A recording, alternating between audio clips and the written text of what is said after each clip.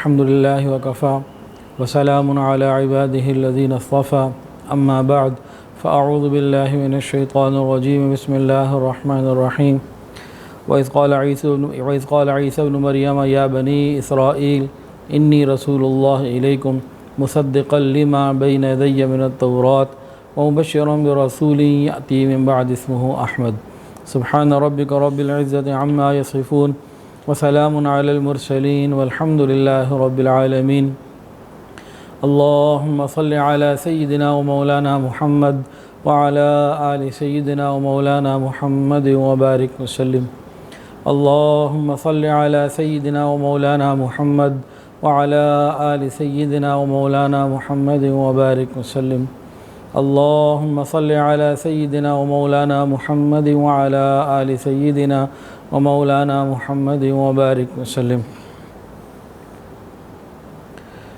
قصص القرآن میں حضرت عیسیٰ علیہ السلام کا واقعہ کچھ شروع ہو چکا تھا، جس میں آپ کی ولادت اور آپ کی والدہ ماجدہ کے حالات کچھ تفصیل سے آئے۔ حضرت عیسیٰ علیہ السلام اور ان کی والدہ ماجدہ حضرت مریم، ان کے قصے کو اللہ نے قرآن مجید میں جگہ جگہ کھول کر بیان فرمایا ہے، اور یہ 1.25 لاکھ انبیاء میں واحد نبی ہیں۔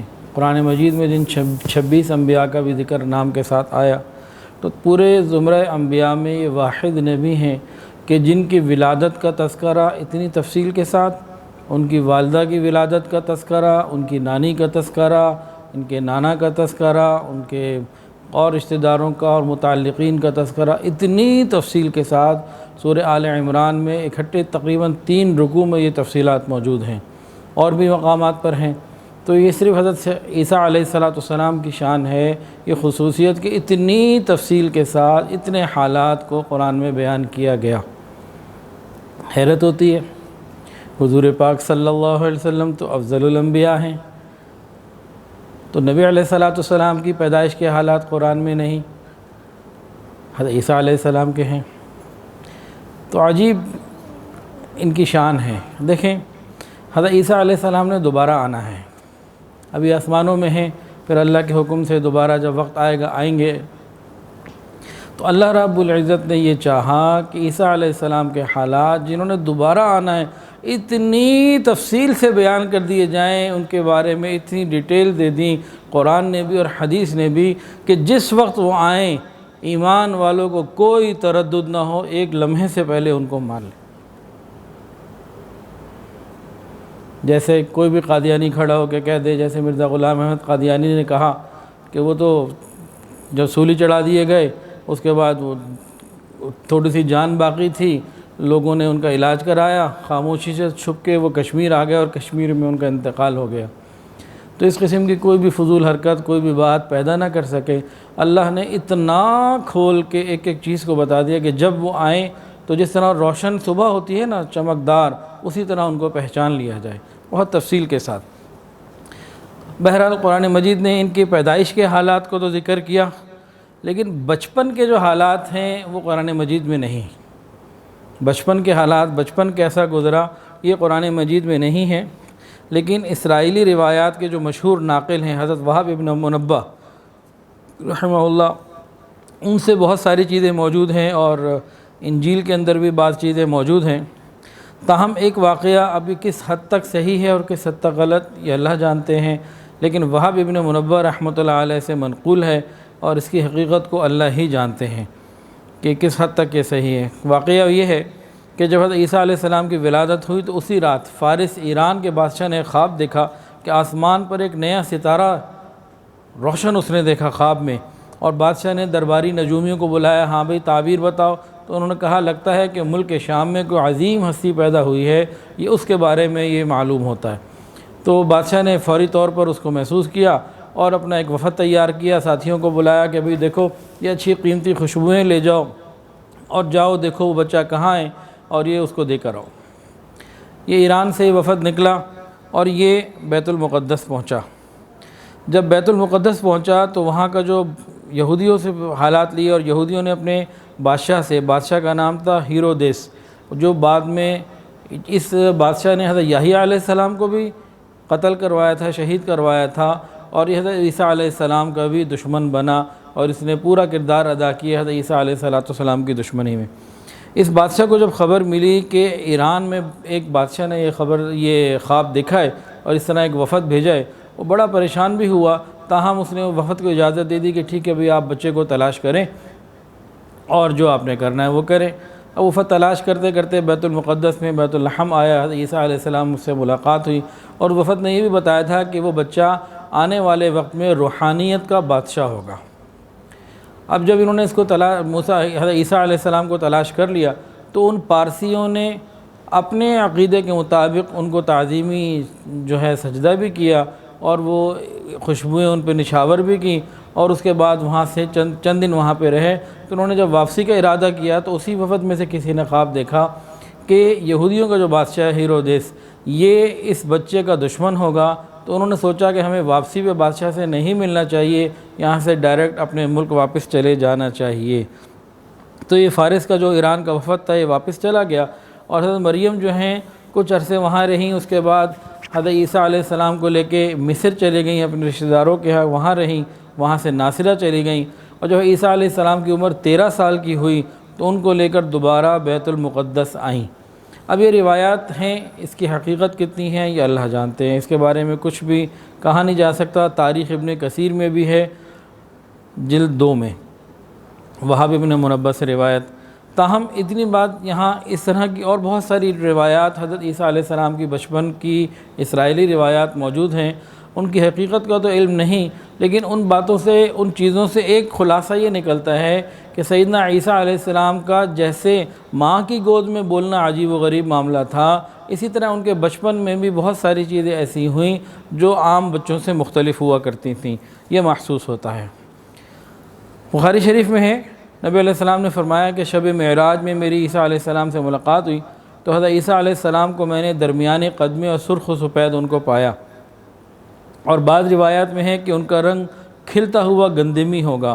اصل میں حسن کے اندر صباحت بھی ہوتی ہے، ملاحت بھی ہوتی ہے، کبھی کوئی کیفیت بڑھ جاتی ہے، کبھی سرخی مائل زیادہ ہو جاتا ہے، اور کبھی کوئی اور کیفیت۔ بہرحال حسین و جمیل تھے، درمیانی قد کے تھے، اور رسول اللہ صلی اللہ علیہ وسلم نے آسمانوں میں ان سے ملاقات بھی کی۔ جس وقت حضرت عیسیٰ علیہ السلام کو مبعوث کیا گیا، ایک تو ان کی پیدائش تھی، جب انہوں نے کہا کہ مجھے قال انی عبد اللہ آتانی الکتاب وجعلنی نبیا، تو جو کلام فرمایا اپنی ماں کی گود میں، تو جب رسالت دے دی گئی اور نبوت کے اعلان کا جو ہے وہ فریضہ دے دیا گیا کہ اب دعوت اور تبلیغ کا کام کریں اور لوگوں کی بندگی سے نکال کر اللہ کی بندگی پہ لے کر آئیں، اس وقت بنی اسرائیل کی حالت کیا تھی؟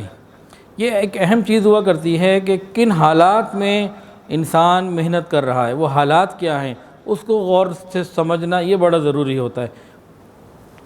تو اس سے کیا ہمیں فائدہ ہوگا کہ آج کل ہم جن حالات میں دین کی محنت کر رہے ہیں تو ہمارے لیے ایک تسلی ہوتی ہے کہ بھئی یہ ہمارے لیے نہیں، یہ بڑے بڑوں کے ساتھ معاملہ پیش آیا، انہوں نے استقامت کے ساتھ اپنے کام کو جاری رکھا، اور اللہ نے ان کی ایسی مدد کی کہ دنیا حیران رہ گئی، ایسی مدد کی۔ پورے انبیاء کے قصوں میں آپ سنتے چلے آئیں کہ اللہ نے اپنے پیاروں کی کیسی مدد کی۔ حضرت عیسیٰ علیہ السلام کے دعوی اظہار نبوت سے قبل اور توحید کی دعوت دینے سے قبل جو بنی اسرائیل کے حالات تھے وہ یہ تھے کہ ہر قسم کی انفرادی اور اجتماعی برائی ان کے اندر موجود تھی۔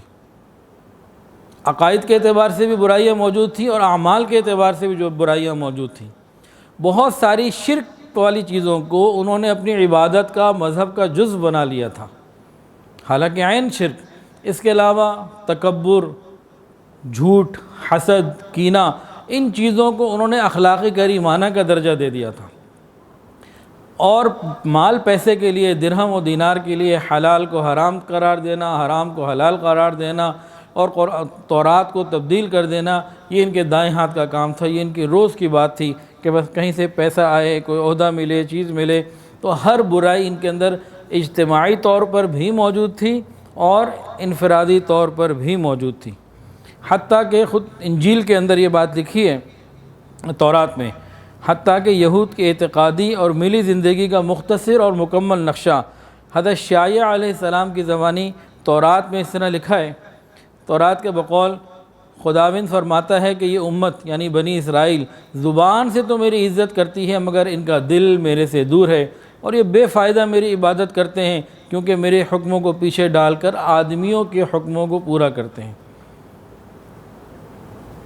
تو ان کے احبار اور ان کے جو علماء تھے انہی کو خدا بنا لیا گیا تھا، بس وہ جس چیز کو چاہتے بدل دیتے۔ وہ کہتے جس کو ہم نے حرام کر دیا وہ حرام ہے، جس کو ہم نے حلال کر دیا وہ حرام ہے، اور تورات کی اور اللہ کی باتوں کو چھوڑ بیٹھے تھے۔ اور حضرت عیسیٰ علیہ السلام کی جس وقت بعثت ہوئی اور آپ نے توحید کی دعوت دی ہے، ان سے کچھ عرصہ پہلے ہی حضرت یحییٰ علیہ السلام کی شہادت کا واقعہ پیش آیا کہ حضرت یحییٰ علیہ السلام نے بے حیائی اور برائی سے رکنے کی دعوت دی، نہیں عن المنکر۔ تو جو زمانے میں یہودیوں کا بادشاہ تھا ہیرودیس، وہ کسی کے ساتھ ایک ناجائز تعلق رکھتا تھا، اس کو یہ بات بری لگی کہ مجھے روکا جا رہا ہے، تو اس نے اس کے اندر آ کے فریب سے اور حضرت یحییٰ علیہ السلام کو شہید کروا دیا۔ اس حد تک تو یہ بڑھ چکے تھے کہ اللہ تعالیٰ کے پیغمبروں کو اور ہادیوں کو شہید کرا دینا، یہاں تک تو یہ بڑھ چکے تھے۔ حضرت عیسیٰ علیہ السلام جب سن رشد کو پہنچے، اس عمر تک پہنچے جب اللہ نے ان کو پیغام کا حکم دیا کہ آپ اعلان کر دیں، تب انہوں نے اللہ رب العزت کا حق کا جو پیغام تھا وہ پہنچایا، اور پوری ذمہ داری کے ساتھ حق کی آواز بن کر انہوں نے بنی اسرائیل کو للکارا، اور اپنی صداقت اور حقانیت کے نور سے تمام اسرائیلی دنیا کے اوپر چھا گئے۔ اور ان کے علماء اور احبار کی علمی مجالس ہوں یا ان کے راہبوں کی تنہائیاں ہوں یا ان کے بادشاہوں اور امراء کے دربار ہوں یا عوام اور خاص کی محفلیں ہوں، ہر جگہ انہوں نے اللہ کا پیغام، توحید کا پیغام پورا پہنچایا۔ ہر گلی کوچے جہاں وہ پہنچا سکے اللہ کے پیغام کو بھرپور طریقے سے پہنچایا، کوئی کمی نہیں آنے دی۔ انہوں نے کہا لوگو، اللہ نے مجھے اپنے رسول اور پیغمبر بنا کر تمہارے پاس بھیجا ہے، میں تمہاری اصلاح کے لیے آیا ہوں، تمہاری اصلاح کی خدمت اللہ نے میرے ہی ذمہ لگائی ہے، اس کی جانب سے حق کا پیغام، ہدایت کا پیغام لے کر آیا ہوں۔ تمہارے ہاتھ میں جو تورات پہلے سے موجود ہے میں اس کی تصدیق کرتا ہوں، اور جو تم نے اس میں غلطیاں کر دی ان کے بارے میں انجیل بھی آگے تکمیل کے لیے لے کر آیا ہوں کہ اللہ نے مجھے ایک اور کتاب عطا فرمائی جس میں مزید تفصیلات بھی موجود ہیں۔ یہ کتاب یعنی انجیل حق اور باطل کا فیصلہ کرے گی، آج جھوٹ اور سچ کے درمیان فیصلہ ہو کر رہے گا۔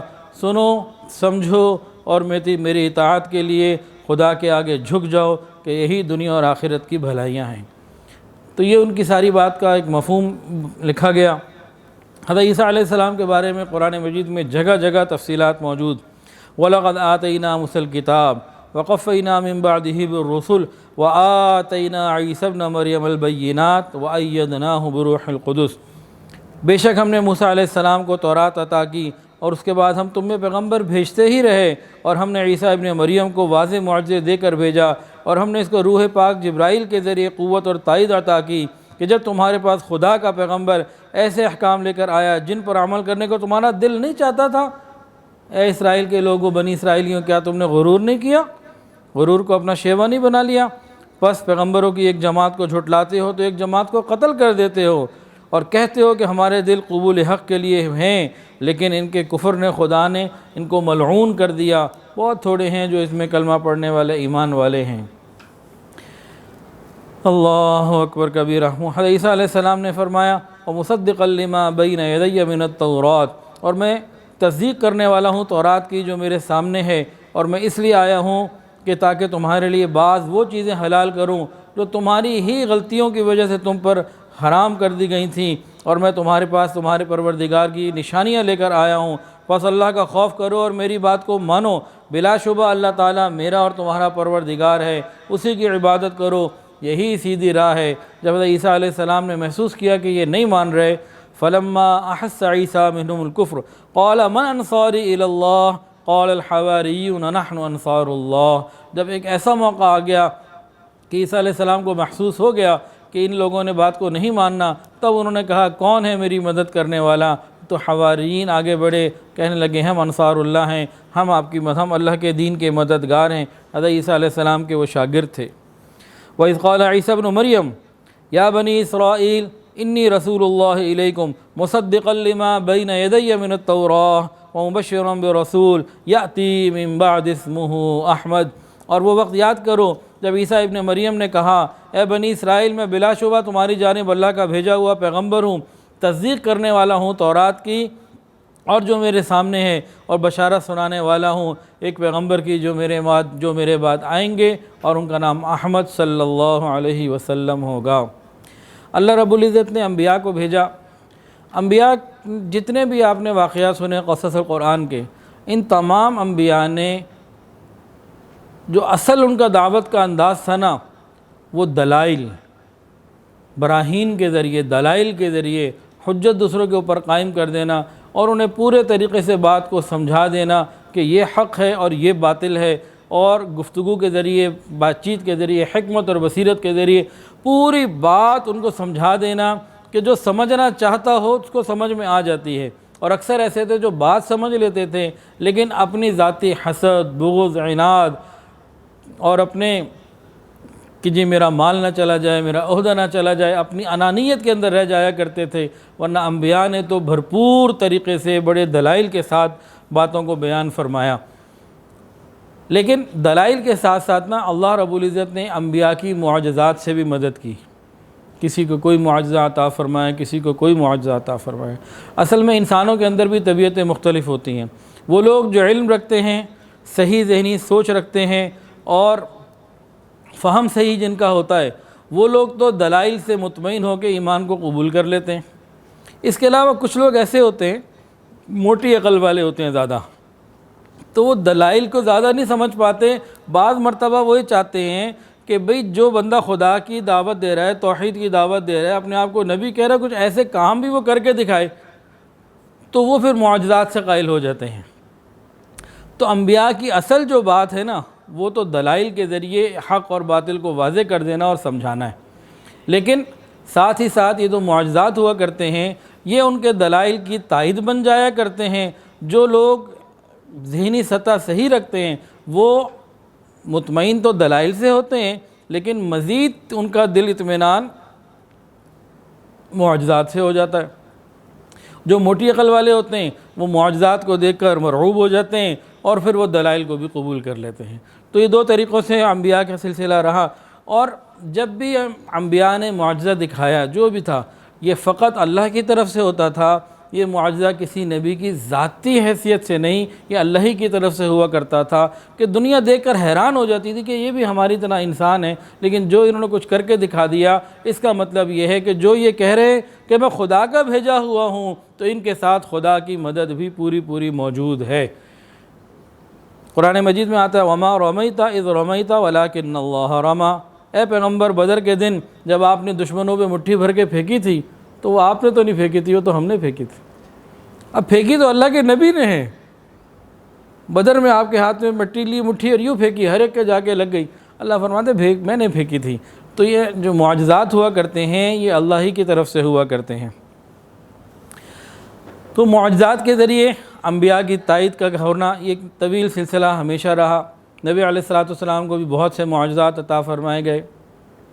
تاہم معجزات کے ذیل میں اگر ہم غور کریں تو ایک بات ہمیں کامن نظر آتی ہے، وہ یہ ہے کہ جس نبی کو جو معجزہ دیا گیا وہ ان کی قوم کے اس وقت کے حالات کے حساب سے دیا گیا، کہ اس وقت کا حالات کیا تھے، انوائرمنٹ کیا تھے، لوگوں کی سوچ کیا تھی، لوگوں کا لکھنا پڑھنا مل اور آپس کے اندر معاشرت کیا تھی، ان کے اندر عقیدہ کیا تھا، ان کے اندر کون سی چیز زیادہ غالب تھی، اس چیز کو دیکھ کے جو ہے نا معجزات دیے گئے۔ اب میں آپ کو اس کی کچھ تھوڑی سی تفصیل بتاتا ہوں، اور اس کے بعد ایک اور دعا وہی آپ کو انشاءاللہ میں بتاتا ہوں، تو اللہ کرے کہ ہم وہ دعا بھی مانگیں اور بہت انشاءاللہ مزہ آئے گا۔ بہت قیمتی نکتہ ہے۔ ایک عالم تھے، زیمبیا میں ملاقات ہوئی تھی ایک مرتبہ دوران اعتکاف، تو انہوں نے ایک دعا بتائی تھی، دل خوش ہو گیا۔ تو وہ انشاءاللہ یہ پہلے اس کی تفصیل کرنے کے بعد وہ دعا آپ کو بتاتے ہیں۔ پہلے بھی بتا سکتا ہوں لیکن تفصیل کے بعد سمجھنا آسان ہو جائے گا انشاءاللہ۔ تو بات چل رہی تھی انبیاء کرام کو معجزات دیے گئے ان کی تائید کے لیے، اور لوگ اچھا جب معجزہ کو دیکھ لیتا ہے نا تو اندر کی جو نفسیاتی کیفیات ہوتی ہیں، انسان کی نفسیاتی جو کیفیات ہوتی ہیں، اس کے اندر ایک بہت بڑی تبدیلی آ جاتی ہے اور حق کو قبول کرنے کی طرف بڑھ پاتا ہے۔ تو بات ابھی ہم کر رہے تھے کہ اللہ رب العزت نے انبیاء کو معجزات عطا فرمائے، لیکن ہر نبی کو معجزہ ان کے حالات کے، اس وقت کے قوم کے حالات کے مطابق عطا ہوا۔ جیسے حضرت ابراہیم علیہ السلام، ان کے زمانے میں علم نجوم اور علم کیمیا، کیمسٹری کا بہت زیادہ زور تھا۔ وہ لوگ ستاروں کو، چاند کو، سورج کو بہت اہمیت دیا کرتے تھے، بلکہ سورج کی تو عبادت بھی کیا کرتے تھے، وہ ان کا سب سے بڑا دیوتا تھا۔ کرتے تو وہ چاند ستاروں کی بھی تھی، کرتے تو وہ عبادت چاند ستاروں کی بھی تھے، لیکن سورج کے بارے میں وہ کہتے تھے کہ روشنی اور حرارت، سورج ان دونوں چیزوں کا مجموعہ، تو کہتے ہیں روشنی بھی اس میں ہے، حرارت بھی اس میں ہے، اور ان کے بقول کائنات کی بقا اور کائنات کی فلاح انہی دو چیزوں میں ہے۔ اور آگ کو وہ سورج کا ہی ایک وہ سمجھ کے جو ہے نا کہ اس کا مظہر ہے، آگ کی بھی عبادت کیا کرتے تھے، اور آگ کی بڑی اہمیت ہوا کرتی تھی۔ اس لیے ان لوگوں نے حضرت ابراہیم علیہ السلام کو آگ میں ڈالنے کا فیصلہ کیا، یہ ہماری عبادت، یہ ہمارا معبود، اور ہماری فلاح اور بقا آگ میں اللہ نے رکھی ہے، ہم اس کی عبادت کرتے ہیں، تو دشمن کو یہیں ڈالیں گے تو خراب ہو جائے گا، تباہ ہو جائے گا۔ یہ ان کا ایک جو ہے نا پس منظر تھا۔ تو اس اعتبار سے آج کی علمی تحقیق کے لحاظ سے وہ کیمیاوی طریقے سے بھی واقف تھے، اور ان کے ہاں عمل تھا۔ اب اللہ رب العزت نے کیا کیا؟ ان کیمیا پرست لوگوں کو، آگ کو اور سورج کو، سب کچھ ماننے والوں کو، جب ان لوگوں نے جو ان کے ذہن کے مطابق ان کے دشمن تھے، یعنی اللہ کے خلیل سیدنا ابراہیم علیہ السلام کو آگ میں ڈالا، تو اوپر سے ایک آواز آ گئی، کونی بردم و سلام علی ابراہیم۔ آگ کو حکم آ گیا اللہ کا کہ میرے ابراہیم کے لیے سلامتی والی ہو جا، ٹھنڈی ہو جا، یا نار کونی بردم و سلام علی ابراہیم۔ اور وہ چاند کی عبادت کرنے والے، سورج، آگ کو سب کچھ ماننے والے حیران ہو کے شدید نقصان میں اور شرمندگی کے اندر چلے گئے کہ ان کا علم کیمیا، ان کی ہر چیز آج ختم ہو گئی، اور اللہ رب العزت نے اپنے نبی کو اس وقت کی ضرورت کے مطابق ایسا معجزہ عطا کیا کہ نیچے سے لے کے نمرود تک سارے کے سارے چپ ہو گئے، کسی کے پاس کوئی جواب نہ تھا۔ تو حضرت ابراہیم علیہ السلام کو کیمسٹری ان کے زمانے میں تھی تو وہ معجزہ ملا۔ اب آگے دیکھیے، حضرت موسیٰ علیہ السلام کے زمانے میں نا سحر، جادو، میجک، اس کا بڑا رواج تھا۔ عام لوگ بھی، عمرا بھی، حتیٰ کہ فرعون بھی، اپنے رابطے یہ لوگ جادوگروں سے رکھتے تھے، جادوگروں سے میل جول ہوتا تھا، اور ان کی بڑی عزت ہوتی تھی، بڑا مقام ہوتا تھا، اور اپنے معاملات ان کے مشوروں سے کیے جاتے تھے، ان کی بڑی اہمیت ہوا کرتی تھی۔ تو جادو کا بہت زور تھا اس زمانے میں، یہاں تک کہ وقت کا بادشاہ جو اپنے آپ کو خدا کہلواتا تھا وہ بھی ان کو بلایا کرتا تھا، جیسے کہ موسیٰ علیہ السلام کے واقعے میں خود قرآن کے اندر آتا ہے۔ تو ان کے لیے اللہ رب العزت نے کون سا معجزہ دیا؟ دو معجزے عطا فرمائے تھے، خاص طور سے جو بنیادی طور پہ پہلے دیے گئے۔ کون سا؟ ایک ید بیضا، ہاتھ اندر ڈالتے بغل میں، نکالتے تو روشن ہوتا تھا، اور دوسرا عصا، جب عصا پھینکتے تو وہ اژدہا بن جاتا تھا۔ تو ماحول کے حساب سے ان کو معجزات عطا ہوئے۔ اب جب فرعون نے اور باقی لوگوں نے دیکھا تو انہوں نے کہا کہ تم واقعتاً یہ بھی جادو ہے، کیونکہ ان کا دماغ ہی ادھر جاتا تھا، جیسے آج کل ہماری عورتوں کا دماغ، کچھ مسئلہ ہو جائے جی جادو ہے، جی کسی نے جادو کر دیا، ڈپریشن کی گولیاں کھائیں گی، موت کے منہ میں چلی جائیں گی، یا عزت گنوائیں گی، مال گنوائیں گی، کوئی پریشانی آ جائے وہ کسی نے لگتا ہے کچھ کر دیا۔ اتنے دن رات فون آتے ہیں۔ میں ایک مرتبہ اپنی بیگم کو کہنے لگا اللہ ہماری حفاظت فرمائے، موت تک ایمان پہ خاتمہ عطا فرمائے۔ مذاق میں نے کہا بھائی اگر ہم یہاں جو مدرسہ کھولا ہے دن رات محنت کرتے ہیں، اگر یہاں پہ ہم ایسی کوئی چیز کھول لیں تو اتنے لوگ آئیں گے، ویسے ہی کوئی بکرا لے کر آئے گا، کوئی زعفران لے کر آئے گا، جو چاہے منگواؤ۔ لوگ تو خود مجبور کرتے ہیں، وہ سمجھا کے تنگ آ جاتے ہیں۔ کل بھی کسی نے رات کو میسج کیا کہ جی وہ بندش ہوئی ہوئی ہے، اس کا توڑ بتا دے، توڑ کر دے، ساری کہانی وہ لے کر آتے ہیں۔ اللہ حفاظت فرمائے اور درہم اور دینار کے فتنے سے محفوظ رکھے، اور ایمان کی سلامتی کے ساتھ خاتمہ بالایمان عطا فرمائے۔ تو آج بھی لوگوں کا نا معاملہ بڑا خراب ہے، اللہ حفاظت فرمائے۔ دن رات جادو کے اوپر کوئی بیان ہونا، لوگ کہتے ہیں حضرت تمہیں بھی بھیجیں، کلپ بھیجیں، کوئی اور بیان ہو کہتے ہیں ٹھیک ہے نمازیں ہمیں پتہ پڑھنی ہے، نہ بتائیں آپ ہمیں، کوئی جادو کے بارے میں کچھ بتائیں۔ عجیب ہی حالات ہو چکے ہیں۔ انا للہ و انا الیہ راجعون۔ اللہ ہمیں صحیح سمجھ عطا فرمائے۔ تو بہرحال فرعون کے زمانے میں جادوگروں کا ایک رواج تھا، عروج تھا۔ اللہ رب العزت نے ماحول کے حساب سے، وقت کی ضرورت کے مطابق وقت کے نبی کو ایسے معجزے عطا فرمائے کہ جب ان لوگوں نے جو کہتا تھا انا ربکم الاعلیٰ، اور اس کے چاہنے والوں نے سارے بڑے بڑے جادوگروں کو جمع کر دیا، اور انہوں نے جو کچھ وہ کر سکتے تھے، جو ان کا اسٹیٹ آف دی آرٹ تھا، انہوں نے سب کچھ میدان میں ڈال دیا۔ حضرت موسیٰ علیہ السلام نے حکم ربی سے اپنی لاٹھی پھینک دی، وہ ساروں کو ہی کھا گئی۔ یہ جادوگر تھے جتنے بھی، انہوں نے جب اس معجزے کو دیکھا ودن اے منٹ فوراً وہ سمجھ گئے کہ یہ جادو نہیں، جادو میں تو ہم سے بڑا کوئی نہیں ہے، کوئی اور چیز ہے، یہ جادو نہیں ہے۔ تو ان لوگوں نے کیا کیا؟ فَأُلْقِيَ السَّحَرَةُ سَاجِدِينَ قَالُوا آمَنَّا بِرَبِّ الْعَالَمِينَ رَبِّ مُوسَىٰ وَهَارُونَ۔ یہ جادوگر ایمان لے آئے، اور فرعون اور اس کے لوگ کیا کہنے لگے؟ وہ تو کہنے لگے اِنَّ هَذَا لَسَاحِرٌ عَلِيمٌ، یہ تو بڑا جادوگر لگتا ہے، تو جادو ہے۔ لیکن جو اس فیلڈ کے ماہر تھے، اس فیلڈ کے سمجھنے والے تھے، انہوں نے ایک منٹ میں کہہ دیا کہ یہ جادو نہیں۔ دوسرے لوگوں کی بات اور ہوا کرتی ہے، اصل اعتبار ہوتا ہے اس فیلڈ سے متعلق آدمی کے کہنے کا۔ اب ہم چلتے ہیں حضرت عیسیٰ علیہ السلام کے معاملے میں۔ حضرت عیسیٰ علیہ السلام کے زمانے میں میڈیکل سائنس، فزکس، اس کا بہت زیادہ عروج تھا۔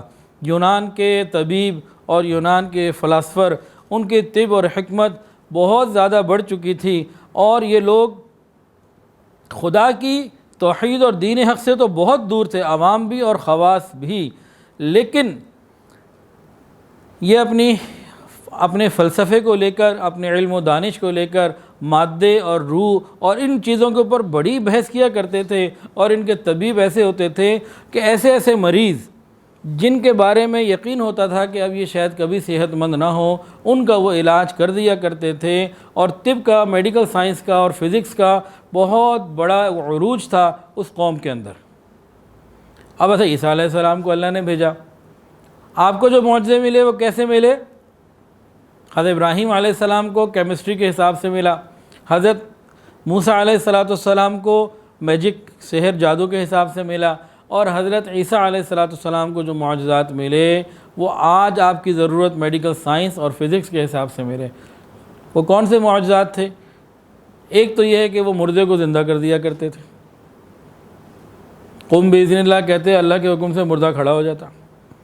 وہ جتنے بھی بڑے سے بڑے طبیب تھے اور ڈاکٹر تھے، کچھ بھی تھے، ہم ان کو حکیم کہیں، کوئی بھی نام دیں، جتنے بھی بڑے سے بڑے تھے، مردے کو زندہ کرنے سے بہرحال وہ عاجز تھے، یہ نہیں وہ کر سکتے تھے۔ ایسا مریض جو بالکل قریب المرگ ہو اور جس کے بارے میں سارے کہہ دیں کہ یہ ٹھیک نہیں ہو سکتا، اس کا تو پھر وہ کہیں علاج کر لیا کرتے تھے، لیکن مردے کو زندہ کرنا یہ ان کے بس میں نہیں تھا۔ ایک کام تو یہ کرتے تھے۔ دوسرا حضرت موسیٰ علیہ السلام کا جو قرآن مجید کے اندر معجزہ ذکر ہے، وہ کیا؟ وہ پیدائشی نابینا کو، اور جس کو جذام برس کی بیماری ہوتی تھی، اس کو بھی ٹھیک کر دیتے تھے۔ اب ایک آدمی کی بینائی کمزور ہے، یا موتیا آ گیا، یا اس کو چار نظر آ رہے ہیں، یا کوئی رنگ نظر نہیں آ رہا، آنکھوں کی بڑی بیماری ہیں، بعض مرتبہ ٹوٹلی جو ہے نا وہ بلائنڈ ہو جاتا ہے، بعض مرتبہ نظر آ رہا ہوتا ہے لیکن کوئی خاص، جیسے بلو رنگ نظر نہیں آ رہا یا ریڈ کلر نظر نہیں آ رہا، تو اس طرح کے معاملات بہت ساری، آنکھوں کی بھی بہت ساری بیماری ہیں۔ اللہ اپنی رحمت سے نعمت کو قائم رکھے، تو اور اس نعمت کے صحیح استعمال کی ہمیں توفیق بھی عطا فرمائے۔ یہ آنکھیں یہ گناہ کے لیے نہیں ہیں، یہ ٹک ٹاک، فیس بک پہ نامحرموں کو اور حرام چیزوں کو دیکھنے کے لیے اللہ نے نہیں دی، یہ تو اللہ نے اللہ کا قرآن پڑھنے کے لیے اور ماں باپ کو محبت سے دیکھنے کے لیے اور دوسرے کاموں کے لیے دی ہیں۔ تو حضرت عیسیٰ علیہ السلام کو ایک معجزہ یہ ملا کہ وہ مادر زاد نابینا کو ٹھیک کر دیا کرتے۔ اب وہ آنکھوں کی بڑی بڑی بیماریوں کا علاج کر لیا کرتے تھے، بڑی آسانی سے کر لیا کرتے تھے، لیکن جو پیدا ہی اندھا ہوا اس کے لیے ان کے پاس کچھ نہیں تھا، ان کی طب میں، ان کی میڈیکل سائنس اور فزکس میں اس شخص کے لیے کچھ نہیں تھا جو پیدا ہی اندھا ہوا۔ تو عیسیٰ علیہ السلام کو اللہ نے یہ معجزہ دیا۔ تیسرا، وہ مٹی کے پرندے بنا لیتے، گارا لیتے، مٹی وغیرہ لیتے، اس کا پرندے کی شکل بنا لیتے، پھر اس کو پھونک مارتے، اللہ کے حکم سے وہ اڑنے لگ جاتا، زندہ ہو جاتا، چل پڑتا۔ اس چیز سے بھی ان کی میڈیکل سائنس اور فزکس بالکل فارغ تھی، اس کا بھی ان کے پاس کوئی توڑ نہیں تھا۔ اور چوتھا جو قرآن مجید میں ان کے معجزے کو ذکر کیا گیا وہ ان دونوں چیزوں سے ہٹ کر ہے۔ وہ کیا ہے؟ وہ بتا دیا کرتے تھے بھائی تم آج کھا کے کیا آئے ہو اور تمہارے گھر میں کیا ہے، یہ بھی بتا دیا کرتے تھے۔ اس کی حکمتیں مختلف لکھی ہیں علماء نے۔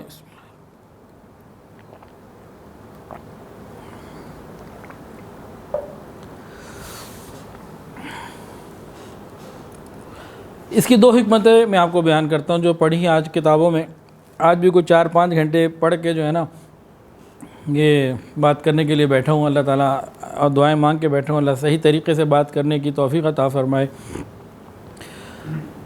ایک تو یہ لکھا کہ جب حضرت عیسیٰ علیہ السلام دعوت دیتے تھے تو بعض لوگ مذاق اڑاتے تھے اور کہتے تھے اچھا اگر آپ کو اتنا ہی سب کچھ ہے نا اور آپ کہتے ہیں تو بتائیں آج ہم نے کیا کھایا اور گھر کیا چھوڑ کر آئیں۔ تو وہ مذاق اور ٹھٹھا اڑانے کے لیے، طنز کے لیے کہتے تھے۔ حضرت عیسیٰ علیہ السلام اللہ کے حکم سے، اللہ کی مدد سے ان کو بتا دیتے تو وہ جو مذاق اور طنز کا ماحول ہوتا وہ سنجیدگی میں بدل جاتا اور وہ خاموش ہو جاتے۔ ایک حکمت یہ لکھی ہے، ایک اور حکمت لکھی ہے۔ ممکن ہے دونوں ٹھیک ہوں کیونکہ لوگ مختلف ہوتے ہیں، کوئی ماننے والے ہوتے ہیں کچھ نہ ماننے والے ہوتے ہیں، تو مختلف کچھ ایسے شریر لوگ بھی ہوتے ہیں جو بظاہر تو ماننے والوں کی صف میں آ جاتے ہیں لیکن اندر کھوٹ ہوتا ہے، اندر منافقت ہوتی ہے، اندر بدعملی ہوتی ہے، اندر ٹھیک نہیں ہوتا۔ اب حضرت عیسیٰ علیہ السلام کی جو تعلیمات تھیں وہ تو فقط زاہدانہ قسم کی تھیں، ٹوٹل زاہد، اور آپ کی اپنی زندگی بھی مکمل زاہدانہ زندگی، کوئی آپ نے زندگی پر اپنا گھر نہیں بنایا، دعوت دیتے رہتے، دین کی دعوت دیتے، جہاں رات آتی سو جاتے۔ تو زندگی میں آپ نے اس طرح کی طرف توجہ نہیں دی، تو بہت ہی زاہدانہ آپ کی زندگی تھی اور اسی کی دعوت آپ سب کو دیتے۔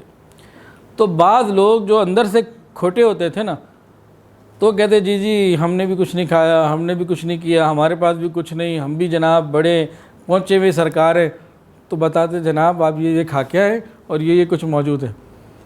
تو ان لوگوں کو بھی ذرا سمجھانے کے لیے تو یہ 2 باتیں کتابوں میں لکھی ہیں۔ بہرحال خلاصہ یہ ہے کہ حضرت عیسیٰ علیہ السلام کو اللہ رب العزت نے دلائل بھی بھرپور دیے، انجیل کی انہوں نے تائید کی، تورات کی انہوں نے تائید کی، انجیل اللہ نے ان کو دی، وہ انہوں نے ان کو بتایا، اور نبی علیہ السلام کی آمد کی خبر بھی دی، اور ساتھ ہی ساتھ اللہ رب العزت نے ان دلائل کے ساتھ ان کو معجزات بھی ایسے عطا فرمائے کہ اس وقت کے سارے لوگ ان معجزات سے بالکل عاجز آ گئے۔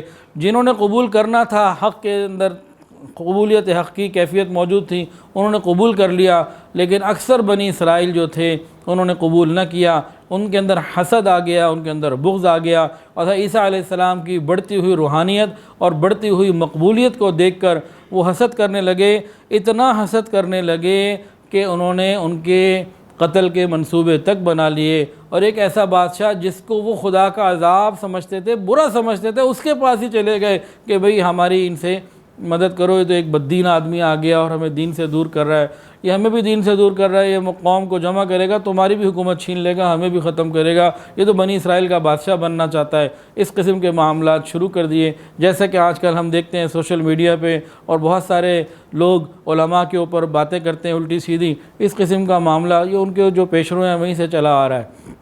اللہ تعالی ہماری حفاظت فرمائے اور ہمیں علماء کا ساتھ دنیا میں بھی عطا فرمائے، قیامت کے دن میں بھی عطا فرمائے اور جنت میں بھی عطا فرمائے۔ باطل کی بہت ساری پہچان ہیں، لیکن باطل کی ایک عام پہچان آسان سی یہ ہے کہ یہ آپ کو علماء سے دور کرے گا۔ سادہ سی مثال، موٹی سی بات نہیں ہے کہ سادہ سی بات، باطل کی ایک عام سی مثال یہ ہے، باطل کی ایک عام پہچان یہ ہے کہ یہ آپ کو علماء سے دور کرے گا۔ کہ جو خود پڑھ لو، ضرورت ہی نہیں ہے کسی چیز کی، کسی عالم کی ضرورت نہیں ہے، خود ہی سب کچھ کر لو۔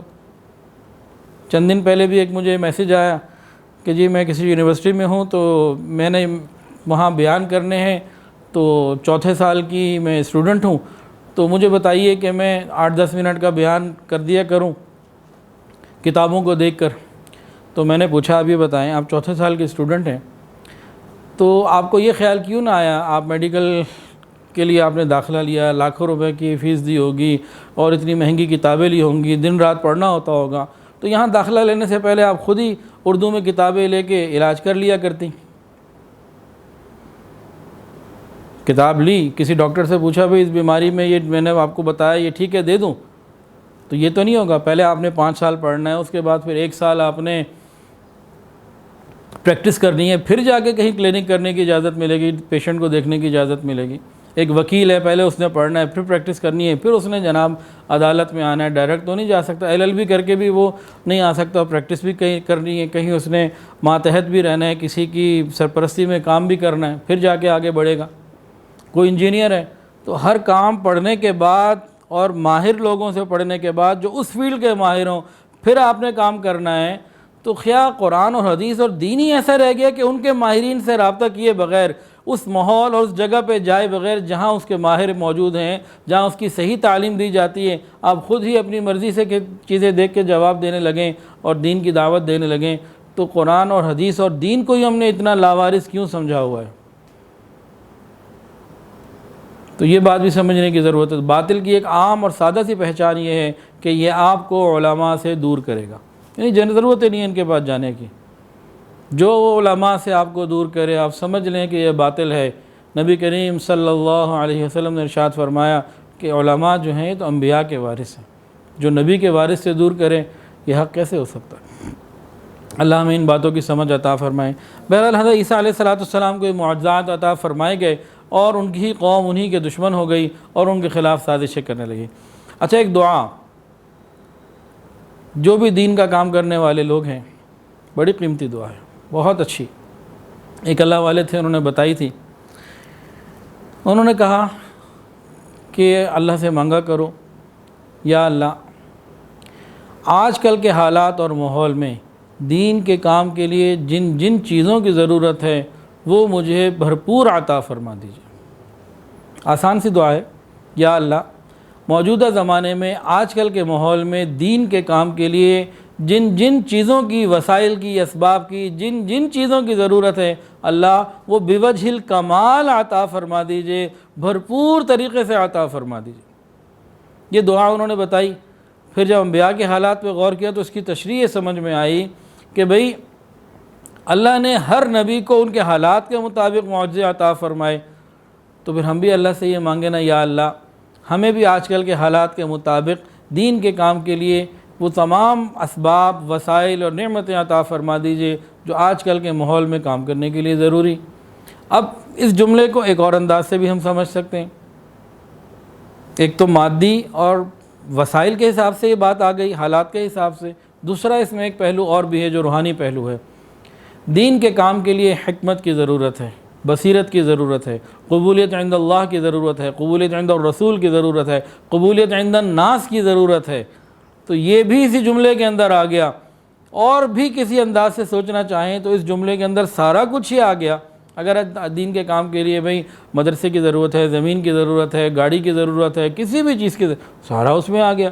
کیا؟ یا اللہ آج کل کے ماحول میں دین کا کام کرنے کے لیے جتنے چیزوں کی اسباب کی ضرورت ہے میرے اللہ مجھے بوجہ الکمال عطا کر دیجیے۔ مانگنا ہے نا تو خوب اللہ سے مانگیں۔ اللہ نے دین کی نسبت سے جو دیا ہے نا انبیاء کو وہ بے مثال ہے، اور جس کو بھی دین کی نسبت سے ملا نا وہ بہت بڑھیا ملا دنیا کی نسبت سے۔ دنیا میں جس کو زیادہ سے زیادہ بھی کسی کو ملا ہے نا تو جو اس کو دنیا کی نسبت سے ملا وہ نہ لازوال ہے نہ بے مثال ہے، اور اس کے اوپر حساب بھی ہے، پریشانیاں بھی ہیں۔ دین کی نسبت سے جو ملتا ہے وہ کچھ اور ہی ہے، اس کی عظمتیں کچھ اور ہیں۔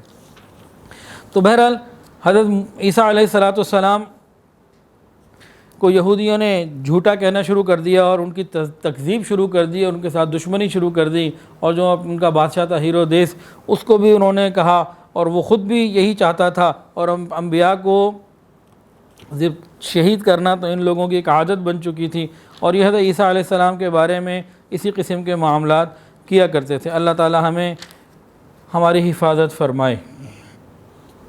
حضرت عیسیٰ علیہ السلام کی تعلیمات کیا تھیں؟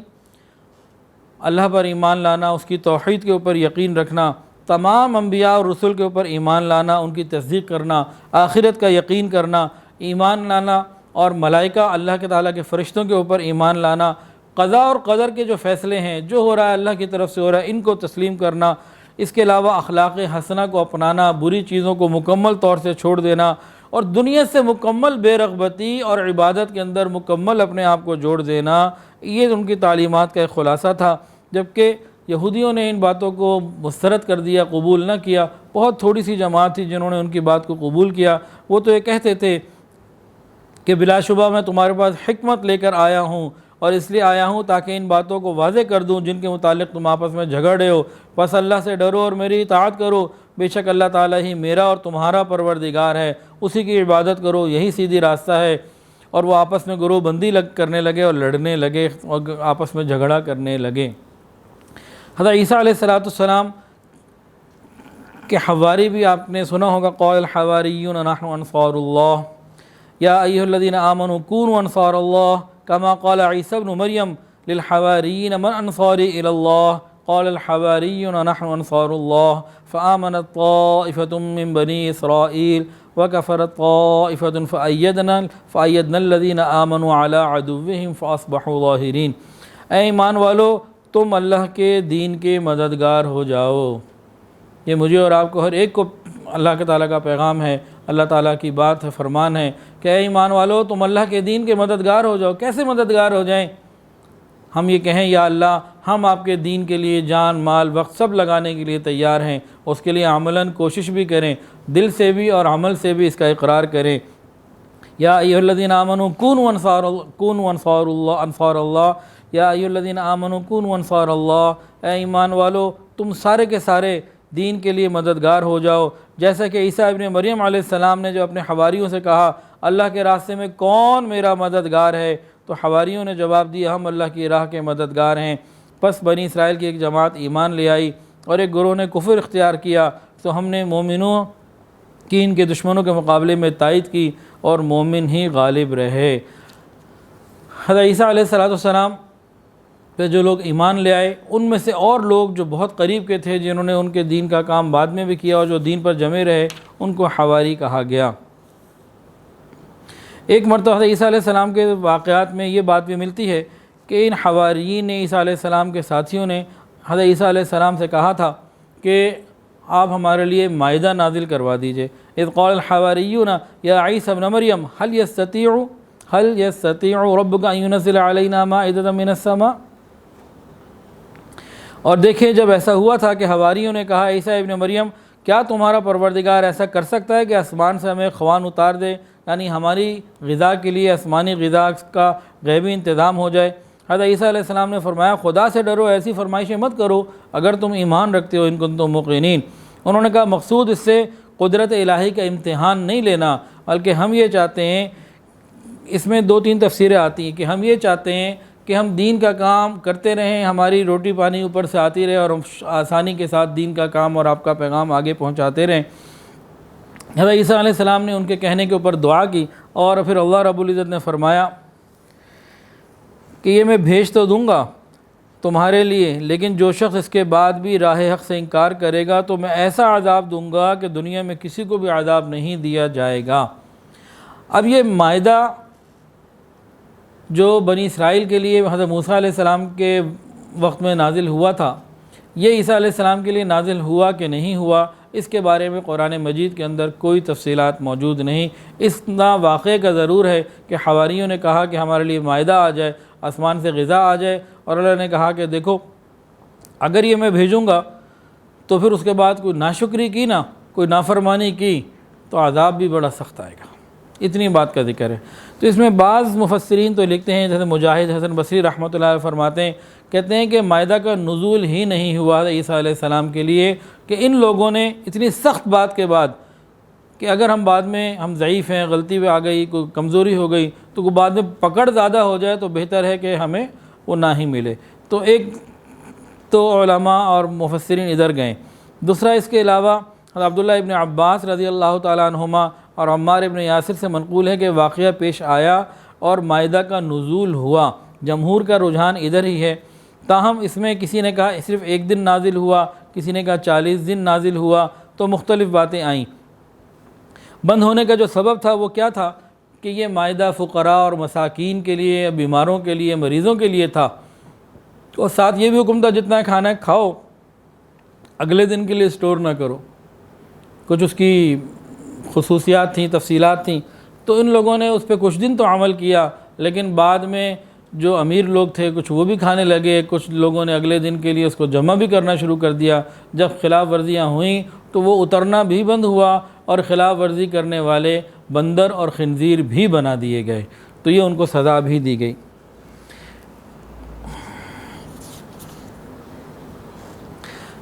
جو مائدہ کے آنے کا منظر لکھا ہے کتابوں میں، وہ یہ لکھا ہے کہ اللہ تعالیٰ نے جب عیسیٰ علیہ السلام کی دعا قبول فرمائی تو پھر مائدہ کے نازل کرنے کا طریقہ ایسے ہوا کہ فرشتے آہستہ آہستہ اس کو لیے وہ اتر رہے تھے۔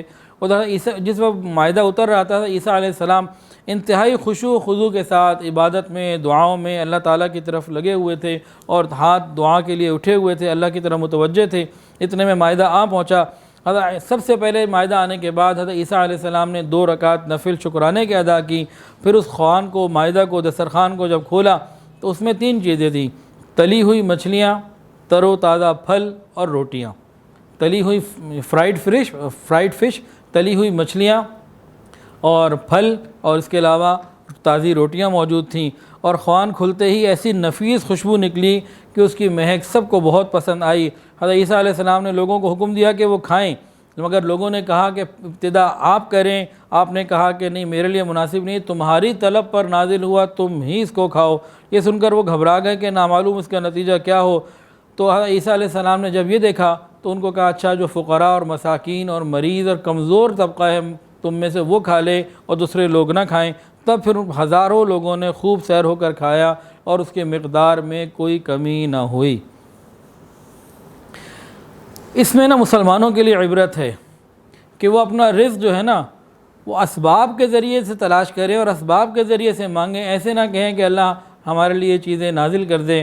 حضرت ایک صحابی ہیں عمار ابن یاسر، بہت خوب انہوں نے فرمایا، انہوں نے کہا کہ عیسیٰ علیہ السلام سے ان کی قوم نے نزول مائدہ کی جو درخواست کی تو اللہ تعالیٰ کی طرف سے جواب ملا، تمہاری درخواست اس شرط کے ساتھ قبول کی جاتی ہے کہ اس میں خیانت نہ کرنا، نہ چھپائے رکھنا، نہ ذخیرہ اندوزی کرنا، ورنہ یہ بند کر دیا جائے گا اور تمہیں ایسا عذاب دیا جائے گا جو کسی کو نہ دیا گیا ہو۔ تو آگے عمار ابن یاسر فرماتے ہیں نصیحت رضی اللہ تعالی عنہ کہ یا معشر العرب، اے عرب کے لوگوں، تم اپنی حالت پر غور تو کرو۔ اونٹوں اور بکریوں کی دم پکڑ کر جنگلوں میں چراتے پھرتے تھے، پھر اللہ نے اپنی رحمت سے تمہارے اندر ایک برگزیدہ بندہ بھیجا، اپنے نبی اور رسول کو بھیجا جس کے حسب نسب سے تم اچھی طرح سے واقف ہو۔ انہوں نے تمہیں خبر دی کہ عن قریب تم عجم کے اوپر غالب آ جاؤ گے، اس پر چھا جاؤ گے، عجم کے خزانے تمہیں مل جائیں گے۔ اور انہوں نے تمہیں سختی کے ساتھ منع کیا کہ مال اور دولت کی فراوانی کو دیکھ کر ہرگز تم سونا چاندی کے جمع کرنے، خزانے جمع نہ کرنا۔ لیکن مجھے ایسا لگتا ہے کہ بخدا بہت زیادہ دن نہیں گزریں گے جب وہ چیزیں تمہارے پاس آئیں گی تو تم بھی سونے چاندی کے خزانے جمع کرو گے اور اللہ رب العزت کے عذاب کے مستحق بنو گے۔ یہاں جو سمجھنے اور ڈرنے والی بات ہے کہ جس کو اللہ نے نعمتیں عطا کی ہیں اس کو چاہیے کہ ان نعمتوں کے حقوق کو سمجھے اور ان نعمتوں کو نعمت کے دینے والے کی مرضی کے مطابق استعمال کرے۔ جس کو اللہ نے جو کچھ دیا ہے، اللہ نے علم دیا ہے تو اس کے بارے میں حقوق کو سمجھے، اللہ نے مال دیا ہے اس کے بارے میں حقوق کو سمجھے اور ان حقوق کو پورا کرے، مخلوقات کی خدمت کرے۔ حضرت عیسیٰ علیہ السلام نے نہ شادی کی، نہ اپنا گھر بنایا، وہ شہر شہر گاؤں گاؤں خدا کا پیغام پہنچاتے، بنی اسرائیل کی بستیوں میں اور جگہ جگہ جاتے اور اللہ کا پیغام پہنچاتے۔ جہاں رات ہوتی وہاں بغیر کسی سامان راحت کے رات کو سو جایا کرتے تھے۔ اس طریقے کا ان کا سلسلہ تھا۔ بعض کتابوں میں لکھا ہے، اب اس کے اندر بھی وہی بات ہے کہ اس کی حقانیت کتنی ہے اس کے بارے میں صحیح علم نہیں ہے، لیکن یہ بات ضرور ہے کہ حضرت عیسیٰ علیہ السلام نہ رات کو گھر میں، نہ انہوں نے گھر کوئی نہیں بنایا۔ تو بعض کتابوں میں بات لکھی ہے کہ ان کے پاس ایک تکیہ تھا، ایک پیالہ تھا اور ایک کنگا تھا۔ تو انہوں نے دیکھا کسی کو ایک آدمی انگلیوں سے بال بنا رہا ہے تو انہوں نے کنگا صدقہ کر دیا۔ انہوں نے دیکھا کوئی آدمی ہاتھ سے پانی پی رہا ہے، انہوں نے پیالہ بھی صدقہ کر دیا کہ بھئی اس کے بغیر بھی گزارا ہو سکتا ہے۔ انہوں نے دیکھا ایک آدمی تک سر کے نیچے ہاتھ رکھ کے سو رہا ہے، انہوں نے تکیہ بھی دے دیا کہ اس کے بغیر بھی گزارا ہو سکتا ہے۔ تو ان کی زندگی انتہائی زاہدانہ قسم کی زندگی تھی اور اسی طریقے سے انہوں نے اپنی زندگی کو گزارا۔ یہود کو ان کی مقبولیت سے حسد ہوا اور سخت خطرے کی نگاہ سے دیکھا، اور وہ اپنے بادشاہ ہیرودیس کے پاس گئے کہ دیکھو بھئی تمہاری حکومت اور ہمارے معاملات سارے اس شخص کے آنے کی وجہ سے خراب ہونے لگے۔ ہیرودیس جو ہے اپنے باپ دادا کی جو حکومت تھی اس کے چوتھائی حصے پر قابض تھا. اصل تو وہاں پہ اس وقت کا جو بادشاہ تھا قیصر روم، اس کی حکومت تھی ان کے علاقے میں بھی، اور قیصر روم کی طرف سے پلاتیس نام کا جو بندہ تھا وہ یہودیہ کے باقی علاقوں میں بادشاہ تھا یا اس کا گورنر تھا. یہودی اس بت پرست بادشاہ کے اقتدار کو برا سمجھتے تھے اور ان لوگوں سے نفرت کرتے تھے، مگر عیسیٰ علیہ السلام کے خلاف اپنے دلوں میں جو حسد تھا اور جو آگ تھی اس کو بجھانے کے لیے یہ اس بت پرست کے پاس بھی چلے گئے کہ آپ ہماری مدد کرو، ہمارے اندر ایک بددین آ گیا ہے، لوگوں کو دین سے دور کر رہا ہے، اس کی روحانیت مقبول ہو رہی ہے، اس کے اندر لوگ بڑھ رہے ہیں، وہ ہمارے لیے بھی دشمنی، ہمیں بھی ختم کرے گا، آپ کو بھی ختم کرنے کی کوشش کرے گا. وہ پورے بنی اسرائیل کا بادشاہ بننا چاہتا ہے. پورے بنی اسرائیل کے جو علاقے تھے چوتھائی میں یہ ہیرودیس بادشاہ تھا، اور باقی 75% کے اندر، باقی اکثر حصے کے اندر یہ تھا کہ یہ جب بن گیا تو تم بھی گئے ہم بھی گئے، تو آپ کو اس کے بارے میں فیصلہ کریں. بہرحال کافی بات چیت کے بعد پلاطیس نے ان کو اجازت دی کہ ٹھیک ہے وہ عیسیٰ علیہ السلام کو گرفتار کریں اور شاہی دربار میں مجرم کی حیثیت سے پیش کریں. بنی اسرائیل کے سردار، فقیہ اور کاہن یہ فرمان حاصل کر کے بہت خوش ہوئے اور ایک دوسرے کو مبارکباد دینے لگے کہ ہماری تدبیر کا تیر ٹھیک بیٹھ گیا، نشانے پہ بیٹھ گیا. اب کوئی ایسا کام کیا جائے کہ عیسیٰ علیہ السلام کو خاموشی سے گرفتار کیا جائے، عوام کو پتہ نہ لگے ورنہ شور ہوگا. تو اس سلسلے میں بہت ساری تفصیلات موجود ہیں، ان کا خلاصہ یہ ہے، انجیل میں بھی ہیں اور تورات کے اندر بھی ہیں، اس طرح کی اور روایات کے اندر جو بہت ساری چیزیں ملتی ہیں، ان کا خلاصہ اس طریقے سے ہے کہ عیسیٰ علیہ السلام کو جب محسوس ہو گیا، قرآن کے اندر بھی اس کا ذکر ہے کہ اب معاملہ بہت خطرے والا ہو چکا ہے، تو انہوں نے حواریین کو جمع کیا اور کہا کہ بھئی اب کون جو ہے وہ مدد کرے گا. انہوں نے کہا ہم آپ کی مدد کریں گے. تو اس میں کئی روایتیں ہیں. ایک بات یہ آتی ہے کہ باہر سینکڑوں یا ہزاروں لوگوں نے محصور کر دیا اور گھیر لیا اس گھر کو جہاں عیسیٰ علیہ السلام موجود تھے.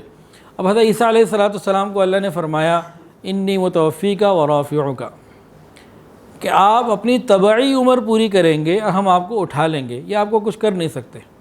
اب عیسیٰ علیہ السلام اندر موجود ہیں، باہر دشمن موجود ہے. تو ایک روایت یہ آتی ہے کہ حضرت عیسیٰ علیہ السلام نے اپنے حواریین سے پوچھا کہ ہاں بھئی کون آگے بڑھے گا، جو شہید ہونا چاہتا ہے، جنت میں میرا ساتھی بننا چاہتا ہے، تو وہ آگے لوگوں میں باہر نکلے اور میں ادھر سے اوپر چلا جاؤں گا، اللہ لے جائیں گے. تو ایک بندہ حواریین میں سے آگے بڑھا کہ جی میں تیار ہوں. تو عیسیٰ علیہ السلام کا چہرہ ان کے چہرے کے مطابق کر دیے، اس بندے کا چہرہ عیسیٰ علیہ السلام سے مشابہت کر دیا گیا. وہ باہر نکلا، لوگوں نے سمجھا عیسیٰ علیہ السلام ہے، ان کو پکڑ کے آگے لے گیا جہاں لے جانا تھا، اور عیسیٰ علیہ السلام کو اللہ نے اوپر اٹھا لیا. ایک بات تو یہ ملتی ہے. دوسری بات یہ ملتی ہے کہ حضرت عیسیٰ علیہ السلام کو تو اللہ نے اوپر اٹھا لیا. اب جو لوگ آئے تھے نا حضرت عیسیٰ علیہ السلام کو گرفتار کرنے، جب یہ اندر آئے ان میں سے کسی ایک کو اللہ نے عیسیٰ علیہ السلام کی شبیہ بنا دیا اور چہرہ عیسیٰ علیہ السلام کے جیسے کر دیا. اور باقی لوگوں نے سمجھا کہ بھئی عیسیٰ علیہ السلام یہ، وہ کہتا رہ گیا کہ بھئی میں تو تمہارا ہی ساتھی ہوں اور میں تو عیسیٰ نہیں ہوں. لیکن وہ لوگ اپنے جذبات میں تھے اور وہ اپنے ہی بندے کو جو عیسیٰ علیہ السلام کی شکل میں ان کو نظر آیا پکڑ کے لے گئے اور اس کو جا کے پھر انہوں نے صلیب پر اور پھانسی پر چڑھا دیا. لیکن قرآن مجید کہتا ہے وما قتلوہ وما صلبوہ ولکن شبہ لہم، وما قتلوہ وما صلبوہ ولکن شبہ لہم، کہ عیسیٰ علیہ السلام قتل بھی نہ ہوئے، شہید بھی نہ ہوئے، اور عیسیٰ علیہ السلام صلیب پہ بھی نہ چڑھائے گئے، بلکہ تو اللہ نے ان پر اپنے پاس اٹھا لیا. یہ لوگ آپس میں اختلاف کرتے ہیں. اچھا جب ان لوگوں نے جب اپنا کام کر لیا اور وہ جو انہی کا اپنا بندہ تھا اس کو انہوں نے سولی پہ چڑھا دیا، جذبات میں تو سب کچھ کر گئے. اس کے بعد وہ سوچنے لگے کہ بھئی اگر یہ عیسیٰ علیہ السلام تھے تو ہمارا بندہ کدھر ہے، اور اگر یہ عیسیٰ علیہ السلام نہیں ہے تو عیسیٰ علیہ السلام کدھر ہے. تو اس شعبے کے اندر وہ آج تک ہی پڑے ہوئے ہیں، لیکن انہوں نے اپنے کچھ مفروضے قائم کر کے اس کے اوپر انہوں نے اپنی چیزوں کو سیدھا کر لیا. اللہ فرماتے ہیں وَمَكَرُوا وَمَكَرَ اللَّهُ وَاللَّهُ خَيْرُ الْمَاكِرِينَ، اور یہودیوں نے عیسیٰ علیہ السلام کے خلاف خود خفیہ تدبیر کی اور اللہ نے ان کے مکر کے خلاف بھی تدبیر کی، اور اللہ بہترین تدبیر کرنے والا ہے. اللہ اکبر کبیرہ. قرآن مجید میں اللہ فرماتے ہیں اور یہود ملعون قرار دیے گئے اپنی اس بات کے اوپر کہ ہم نے عیسیٰ ابن مریم پیغمبر خدا کو قتل کر دیا، حالانکہ نہ انہوں نے ان کو قتل کیا نہ سولی چڑھایا، بلکہ اللہ تعالیٰ کی خفیہ تدبیر کی بدولت اصل معاملہ ان پر مشتبہ ہو کے رہ گیا، انہیں سمجھ ہی نہیں آئی کہ ہوا کیا۔ اور جو لوگ ان کے قتل کے بارے میں جھگڑ رہے ہیں بلا شبہ عیسیٰ علیہ السلام کی جانب سے شک میں پڑے ہوئے ہیں، اور ان کے پاس حقیقت حال کے لیے کوئی مستند بات نہیں، سب ان کے اندازے ہیں، تکے ہیں، ان کا گمان ہے، ان علم کی روشنی ان کے پاس نہیں ہے۔ انہوں نے حضرت عیسیٰ علیہ السلام کو یقیناً قتل نہیں کیا، بلکہ اللہ نے اپنی جانب ان کو اوپر اٹھا لیا۔ یہاں پہ مرزا غلام احمد قادیانی وہ یہودیوں سے اور عیسائیوں سے آگے بڑھنے کی کوشش کرتا ہے۔ یہودی بھی کہتے ہیں کہ عیسیٰ علیہ السلام کو سولی پہ چڑھایا گیا، اور عیسائی بھی کہتے ہیں، اب ان کی تفصیلات ابھی آگے آئیں گی۔ وہ کہتے ہیں جی قادیانی مرزا غلام احمد قادیانی یہ کہتا ہے کہ جب ان کو چڑھا دیا گیا نا سولی پہ اور سارے لوگ سمجھ گئے کہ ان کا انتقال ہو گیا، تو ان کے ساتھیوں نے جو ہے نا وہ میت کو لیا، دیکھا ابھی جان باقی ہے، پھر خفیہ طریقے سے ان کا علاج کرایا اور وہ کشمیر پہنچے اور یہاں ان کا انتقال ہوا۔ انا للہ و انا الیہ راجعون۔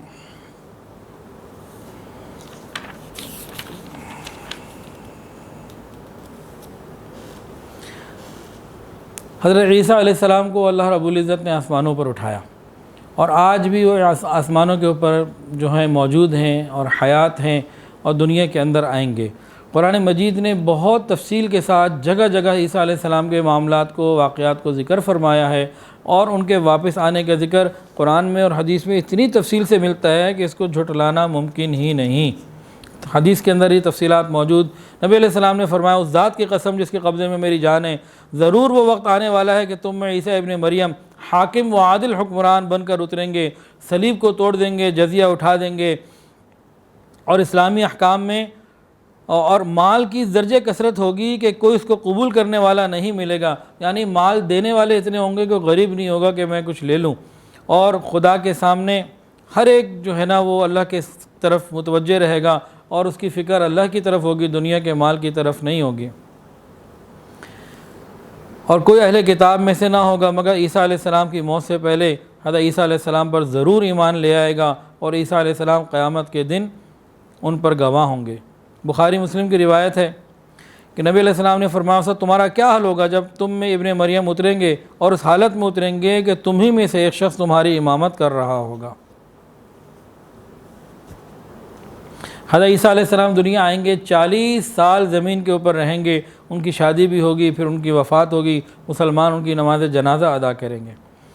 پس ایک اور حدیث کے اندر آتا ہے، پس جب مسلمان ملک شام پہنچیں گے، دجال کا خروج ہو چکا ہوگا، ابھی مسلمان دجال کے مقابلے میں جنگ کی تیاریاں کر رہے ہوں گے، صفیں درست کر رہے ہوں گے، نماز کے لیے اقامت ہونے لگے گی، اسی درمیان عیسیٰ ابن مریم کا نزول ہوگا اور مسلمانوں کی نماز پڑھائیں گے۔ ایک حدیث کے اندر آتا ہے کہ حضرت عیسیٰ علیہ السلام جب دوبارہ کائنات ارضی پر اتریں گے تو دمشق کی مشرقی جانب جو مینار ہے اس کے اوپر اتریں گے، اور ان کے اوپر گہری زرد رنگ کی چادریں ہوں گی، اور فرشتوں کے بازوؤں پہ سہارا لیے ہوئے ہوں گے۔ جب سر جھکائیں گے تو سر سے پانی ٹپکے گا، اور جب سر اٹھائیں گے تو پانی کے قطرے موتیوں کی طرح نیچے آ رہے ہوں گے، یعنی جیسے لگ رہا ہوگا کہ غسل کر کے آئے ہیں۔ اور یہ بھی حدیث کے اندر آتا ہے حضرت عیسیٰ علیہ السلام دجال کو باب لد پر قتل کریں گے، اور باب لد باقاعدہ آج اسرائیل کے اندر وہاں ایئرپورٹ بھی بنا دیا گیا، اور وہ جگہ بھی اہل علم جانتے ہیں کہ جہاں عیسیٰ علیہ السلام اس کو قتل کریں گے، دجال کو۔ حضرت حذیفہ فرماتے ہیں کہ ہم ایک مجلس میں بیٹھے ہوئے تھے، قیامت کے دن کے بارے میں بات ہو رہی تھی، قیامت کے بارے میں نبی علیہ السلام نے اپنے بالا خانے سے جھانکا اور فرمایا کہ قیامت اس وقت تک قائم نہیں ہوگی جب تک تم 10 نشان نہ دیکھ لو۔ کچھ نشانات کی تفصیل تھی، اور اس میں عیسیٰ علیہ السلام کے آنے کا بھی تھا کہ عیسیٰ علیہ السلام کا نزول ہوگا اور دجال کا خروج بھی ہوگا۔ نبی علیہ السلام نے یہود سے کہا، عیسیٰ علیہ السلام حیات ہیں، وہ بلا شبہ قیامت سے پہلے تمہارے جانب لوٹ کر آئیں گے۔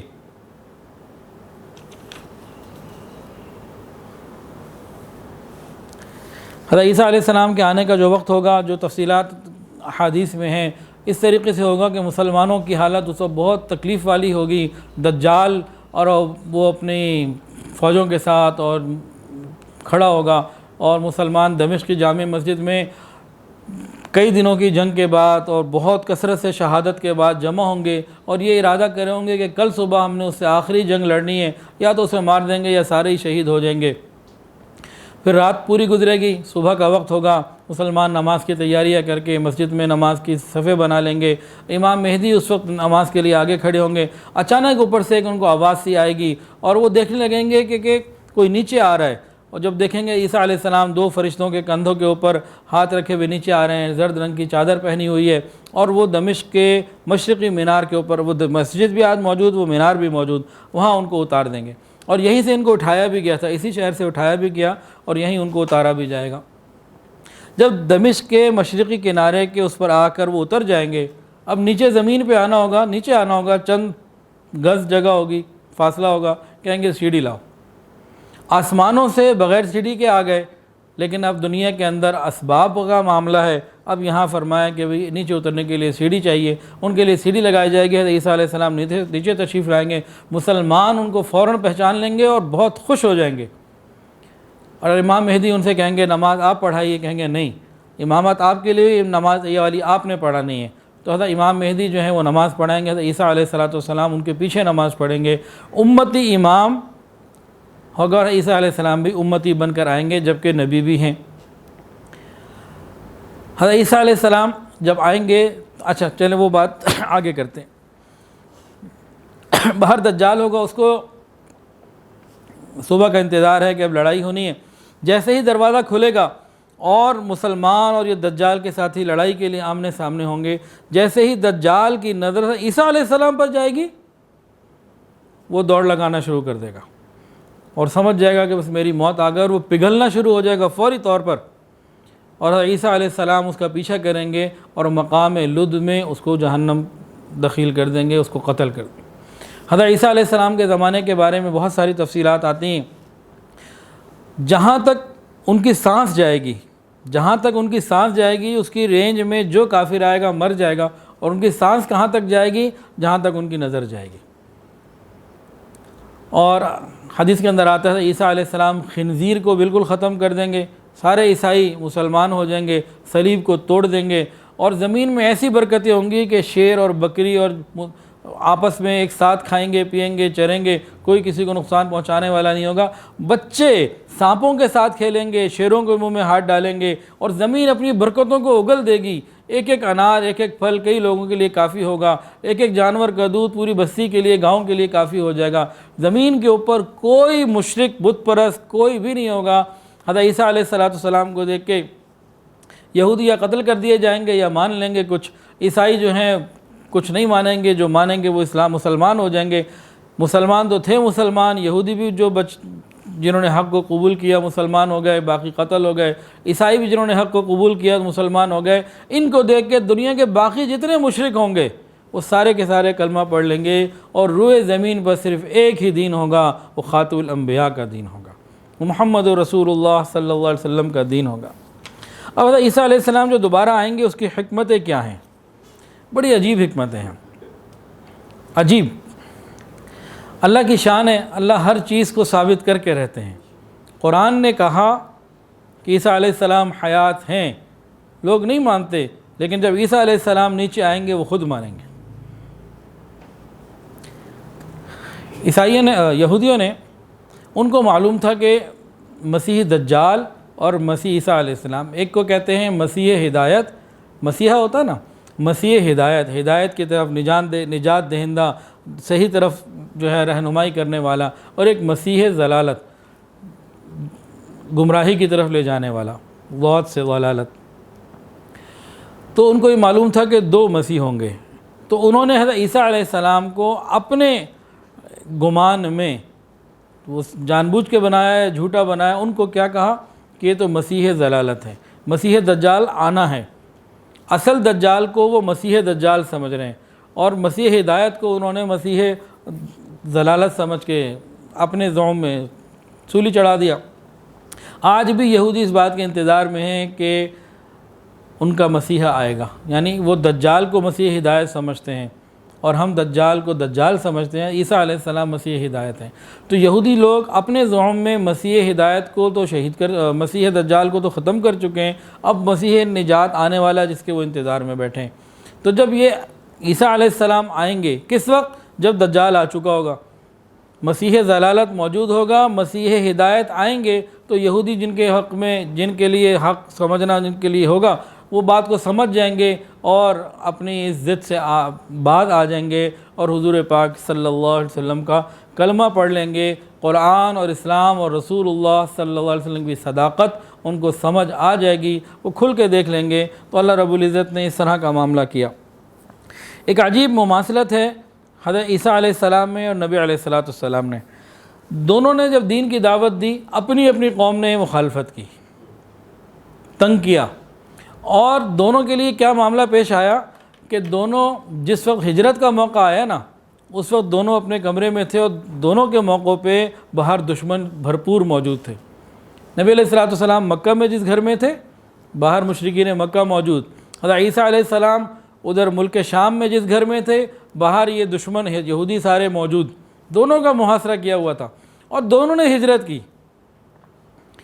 حضرت عیسیٰ علیہ السلام کو اللہ نے آسمان کی طرف ہجرت کے لیے بلا لیا، یہ بھی ایک طرح کی ہجرت ہے، اور دوبارہ واپس آئیں گے۔ اور حضرت محمد رسول اللہ صلی اللہ علیہ وسلم کو اللہ نے اس طرح سے ہجرت کروائی کہ یہ مکے سے مدینے آ گئے، اور جب مدینے آئے تو مدینے میں کیا ہوا؟ اسلام پھیلا، اور نبی علیہ السلام نے ریاست مدینہ کا جو ہے وہ بنیاد رکھی اور ریاست قائم ہو گئی اور آپ نے حکومت کی۔ حضرت عیسیٰ علیہ السلام جب آئیں گے، وہ تو اب ہجرت تو کر چکے ہیں نا، اب جب وہ واپس آئیں گے تو واپس آ کر وہ بھی حکومت کریں گے اور دین پوری طریقے سے پھیل جائے گا۔ تو یہ کئی چیزیں ایسی ہیں جو دونوں کے اندر، دونوں انبیاء کے اندر رکھتی ہیں، مشابہت رکھتی ہیں۔ اس کے علاوہ دوسری ایک وجہ یہ ہے، حکمت یہ ہے حضرت عیسیٰ علیہ السلام کو اوپر اٹھانے کی اور دوبارہ بھیجنے کی، کہ یہودی اور عیسائی دونوں کہتے ہیں کہ آپ کو صلیب چڑھا دیا گیا۔ ان کے بھی بہت سارے فرقے ہیں، آپس کے اندر کئی معاملات ہیں، لیکن آج کل تو اکثر لادین ہیں، کیونکہ اگر یہ صحیح عیسائی ہوتے تو عیسیٰ علیہ السلام نے تو کہا تھا کہ ان پر ایمان لے کے آنا، تو انجیل کے اندر یہ بات موجود۔ تو بہرحال تو یہودی بھی کہتے ہیں سولی چڑھا دیے گئے اور عیسائی بھی کہتے ہیں، لیکن دونوں کے نظریات میں زمین آسمان کا فرق ہے۔ یہودی کہتے ہیں کہ وہ مسیح ضلالت تھے، یعنی دجال والا بات کرتے ہیں، اور نصارہ کہتے ہیں کہ وہ خدا کے بیٹے تھے اور ان کو سولی اس لیے دی گئی کہ ہمارے گناہوں کا کفارہ بن گیا، ہم سیدھے جنت میں جائیں گے۔ یعنی ایک چیز پہ دونوں قائل ہیں کہ سولی دے دی گئی، ایک کہتے ہیں کہ وہ مسیح ضلالت تھے، ایک کہتے ہیں کہ وہ اللہ کے بیٹے تھے۔ تو دنیا کی دو بڑی جماعتیں، دو بڑے مذاہب، جو اصل تو اللہ ہی کی طرف سے تھے، دو ایسے دین جو اللہ ہی کی طرف سے آئے، وہ دو جماعتیں حضرت عیسیٰ علیہ السلام کے بارے میں کیا کہتی ہیں؟ ایک کہتے ہیں وہ مسیح ضلالت تھے، نعوذ باللہ، دوسرے کہتے ہیں نعوذ باللہ وہ اللہ کے بیٹے تھے۔ وہ کہتے ہیں ہم نے جو اپنا کام کرنا تھا وہ کر دیا، وہ کہتے ہیں کہ ہمارے لیے کفارہ بن گئے، ان کا صلیب چڑھ جانا ہمارے گناہوں کا کفارہ، اب ہم سیدھے جنت میں، ہم تو اللہ کے پتہ نہیں بیٹے ہو گئے، کیا ہو گئے، اس قسم کی باتیں ہو گئیں۔ بہرحال یہ دونوں کے اندر شدید اختلاف، تضاد کتنا ہے۔ اللہ نے قرآن بھیجا، اللہ نے اپنے محبوب کو بھیجا، انہوں نے کہا تم بھی غلط کہتے ہو، تم بھی غلط کہتے ہو، اللہ نے تو اٹھا لیا۔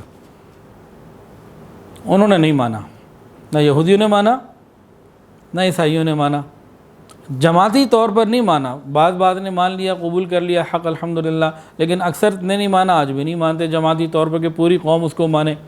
تو اللہ رب العزت نے ان دونوں کو بتانے کے لیے کہ تم بھی جھوٹے ہو، میرا نبی سچا ہے، میرا قرآن سچا ہے، عیسیٰ علیہ السلام کو اتار دیں گے، جب وہ اپنی آنکھوں سے دیکھ لیں گے، قرآن کھل کے اس کی حقانیت واضح ہو جائے گی، رسول اللہ صلی اللہ علیہ وسلم کی حقانیت واضح ہو جائے گی۔ ایک یہ وجہ لکھی علماء نے کہ اللہ تعالیٰ کی حجت ان کے اوپر تمام ہو جائے گی۔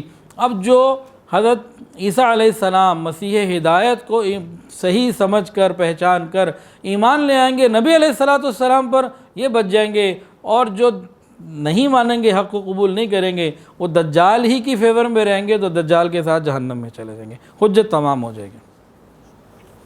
ایک اور بھی بڑی عجیب مثال ہے، ایک حکمت ہے۔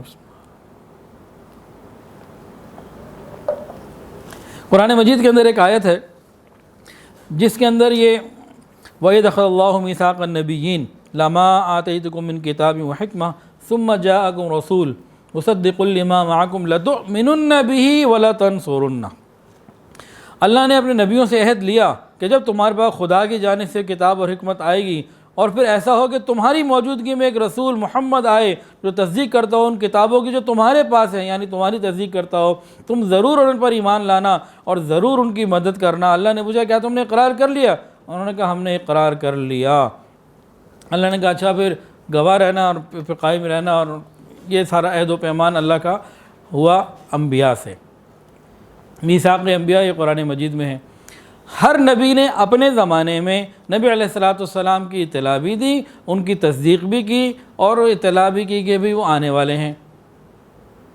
لَتُؤْمِنُنَّ بِهِ وَلَتَنصُرُنَّ، یہ ہر ایک نبی نے اپنی تعلیم کے اندر اس کو سامنے رکھا۔ وعدہ کیا ہوا تھا اللہ سے، اس وعدے کو نبھانا تھا، سب نے پورا کیا، لیکن سب نے آپ کے آنے سے پہلے بن دیکھی کیا۔ تو اللہ نے چاہا کوئی نبی ایسے بھی ہوں جو ان کے دور نبوت میں آ کر تمام انبیاء کی نمائندگی کرتے ہوئے قیامت کے دن بتا دیں کہ اللہ میں نے جان و مال سے بھی کیا، ہر طریقے سے کیا۔ تو اللہ رب العزت عیسیٰ علیہ السلام کو جب یہاں بھیجیں گے تو وہ نبی علیہ السلام کے امتی بن کر، اور وہ عہد جو میثاق انبیاء لیا گیا اس عہد کو بھی پورا کریں گے۔ لَتُؤْمِنُنَّ بِهِ وَلَتَنصُرُنَّ، ایمان بھی نبی علیہ السلام پر لائیں گے اور ان کے دین کی بھرپور مدد کریں گے، حتیٰ کہ حضرت عیسیٰ علیہ السلام کے زمانے میں خاتم الانبیاء حضرت محمد مصطفیٰ احمد مجتبیٰ سرکار دو عالم صلی اللہ علیہ وسلم کا دین اسلام پوری روئے زمین کے اوپر پھیل جائے گا اور کہیں بھی کوئی کفر اور شرک کی آواز بھی نہ ہوگی۔ اب یہاں حضرت عیسیٰ علیہ السلام ہی کو کیوں چنا؟ ابراہیم خلیل اللہ بھی تو اس کام کے لیے منتخب کیے جا سکتے تھے، حضرت موسیٰ علیہ السلام بھی منتخب کیے جا سکتے تھے۔ اس کی حکمت کیا تھی؟ تو اس کے بارے میں فرمایا کہ در حقیقت حضرت عیسیٰ علیہ السلام یہ خاتم الانبیاء بنی اسرائیل ہیں۔ حضرت موسیٰ علیہ السلام سے بنی اسرائیل کے اندر تورات آئی اور آگے انبیاء کا سلسلہ چلتا رہا اور عیسیٰ علیہ السلام پر انجیل نازل ہوئی اور وہ تورات کا وہ انبیاء کا سلسلہ جو بنی اسرائیل کے اندر کا تھا وہ مکمل ہو گیا۔ حضور پاک صلی اللہ علیہ وسلم تمام انبیاء میں خاتم النبیین ہیں، آپ کے بعد کوئی نبی نہیں، تمام انبیاء میں۔ اور عیسیٰ علیہ السلام بنی اسرائیل کے سرکل میں رہتے ہوئے تو بنی اسرائیل کے انبیاء میں آخری نبی ہیں، اور آپ ہی نبی علیہ السلام کی بشارت دینے والے اور منادی دینے والے تھے، اس لیے آپ ہی کا انتخاب ہوا کہ جو بنی اسرائیل کے آخری نبی ہیں یہ نبی علیہ السلام کے زمانے میں دوبارہ آئیں۔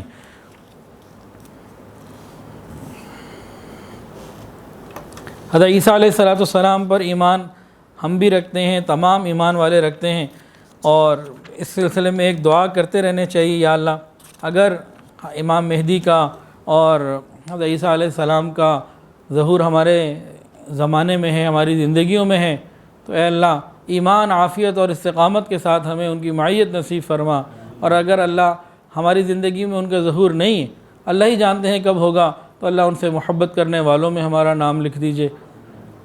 تو یہ انشاءاللہ ہماری یہ چیز بھی قبول ہو جائے گی۔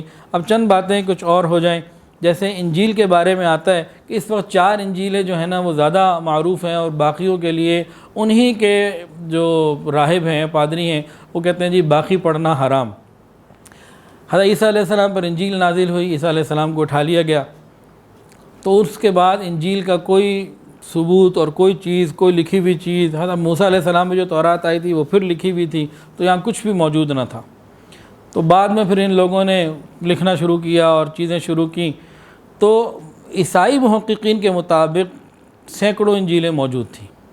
تو ان لوگوں نے ایک عجیب و غریب کام کیا کہ نیفا کی کونسل جو تھی نا 325 عیسوی میں، انہوں نے کیا کیا کہ دنیا بھر سے جو ہے نا بہت سارے علاقوں سے پوپ، پادری اور سارے لوگوں کو جمع کیا اور بہت ساری انجیلیں جمع کی جو سینکڑوں میں تھی، اور کہا جی اب ہمیں چیک کر، اس میں سے ایک جو اصلی ہے نا وہ فائنڈ آؤٹ کرنی ہے، کہ یہ صحیح ہے. اب بڑی محنت ہو رہی ہے, اور کیا محنت کی انہوں نے, ایسی انہوں نے ریسرچ کی کہ جس کا عقل سے کوئی دور دور تک تعلق نہیں. ایک عجیب و غریب نظام انہوں نے بنایا ہے. وہ ساری انجیلیں ایک جگہ پہ جمع کر دیں, کوئی بڑی میز کے اوپر ساری, اور سارا دن آگے دعائیں مانگتے, یا اللہ جو صحیح ہے وہ میز پر باقی رہ جائے, جو خراب ہے نیچے گر جائے. کوئی 1.5-2 مہینہ یہ وہ دعائیں مانگتے رہے, سجدے میں جاتے تھے, یا اللہ جو ٹھیک ہے وہ رہ جائے, باقی ساری نیچے گر جائیں. اچھا, اس 2 مہینے میں تقریباً 1 یا 2 ان کے جو پادری تھے وہ انتقال بھی کر گئے, وہیں ان کی قبر بھی بن گئی. اب یہ لگے رہے مانگتے رہے کرتے ایک ایسے طریقے سے وہ گرتی تھی کسی کو پتہ بھی نہیں چلتا تھا. اور آخر میں 4 رہ گئیں. جب وہ 4 رہ گئیں, انہوں نے کہا جی اللہ نے ہمیں حق پہ پہنچا دیا, اب ہم صحیح جگہ پہ پہنچ گئے, یہ 4 ٹھیک ہیں, اس کے علاوہ 5 بھی پڑھنا حرام. اب تصدیق کے لیے تمام لوگوں کے دستخط کی ضرورت تھی. وہ جو 2 کا انتقال ہو چکا تھا ان کے دستخط بھی انہوں نے دکھا دیے کہ جی یہ بھی رات کو آئے تھے, دستخط کر کے چلے گئے. اس عجیب و غریب تحقیقی طریقے سے انہوں نے جو ہے نا ان 4 انجیلوں کا انتخاب کیا اور یہ معاملہ آگے بنا. اب عجیب و غریب ایک بات اور دیکھیں, 16ویں صدی عیسوی میں روم کے مشہور جو پوپ تھے, ان کے قدیم کتب خانے میں ایک متروک انجیل جو ان کے نزدیک پڑھنا حرام تھی, اس کا ایک نسخہ برآمد ہوا جس کا نام انجیل برنایا ہے. یہ نسخہ پوپ کے جو مقرب تھے نا, ایک پادری جو پوپ کا بہت مقرب تھا, اس نے پڑھا, اور یورپ سے اس نے پوپ کی اجازت کے بغیر کتب خانے سے وہ چرا لیا, اور اس کے اندر حضور پاک صلی اللہ علیہ وسلم کا خاتم الانبیاء ہونا اور آپ کا نام نامی احمد کا لکھا ہونا بھی موجود تھا, اور حضرت عیسیٰ علیہ السلام کی الوہیت کے بارے میں کہ وہ خدا کے بیٹے ہیں, خدا ہیں, اس کی پوری نفی موجود تھی.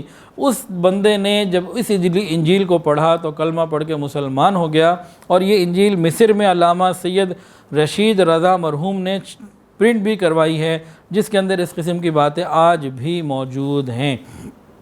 تاہم ان کے نزدیک یہ والی انجیل پڑھنا حرام ہے. وہ جو 4 ہیں, وہ 4 ہوں یا یہ 5ویں ہو, یہ ساری کی ساری ان میں سے ایک بھی ٹھیک نہیں ہے, اور ایک بھی ایسی نہیں ہے جس کے بارے میں یقین کیا جا سکے. اب میں آپ کو آخر میں باتوں کو مکمل کرتے ہوئے 2-3 باتیں اور کر دوں, جس کے بعد انشاءاللہ دعا کرتے. ایک واقعہ حضرت جی کا ہے, اور ایک مجھے واٹس ایپ کے اوپر ویڈیو کے لیے پایا. یہ دونوں واقعات جا بجا ذکر ہو چکے ہیں, لیکن دوبارہ تذکیر ہو جائے.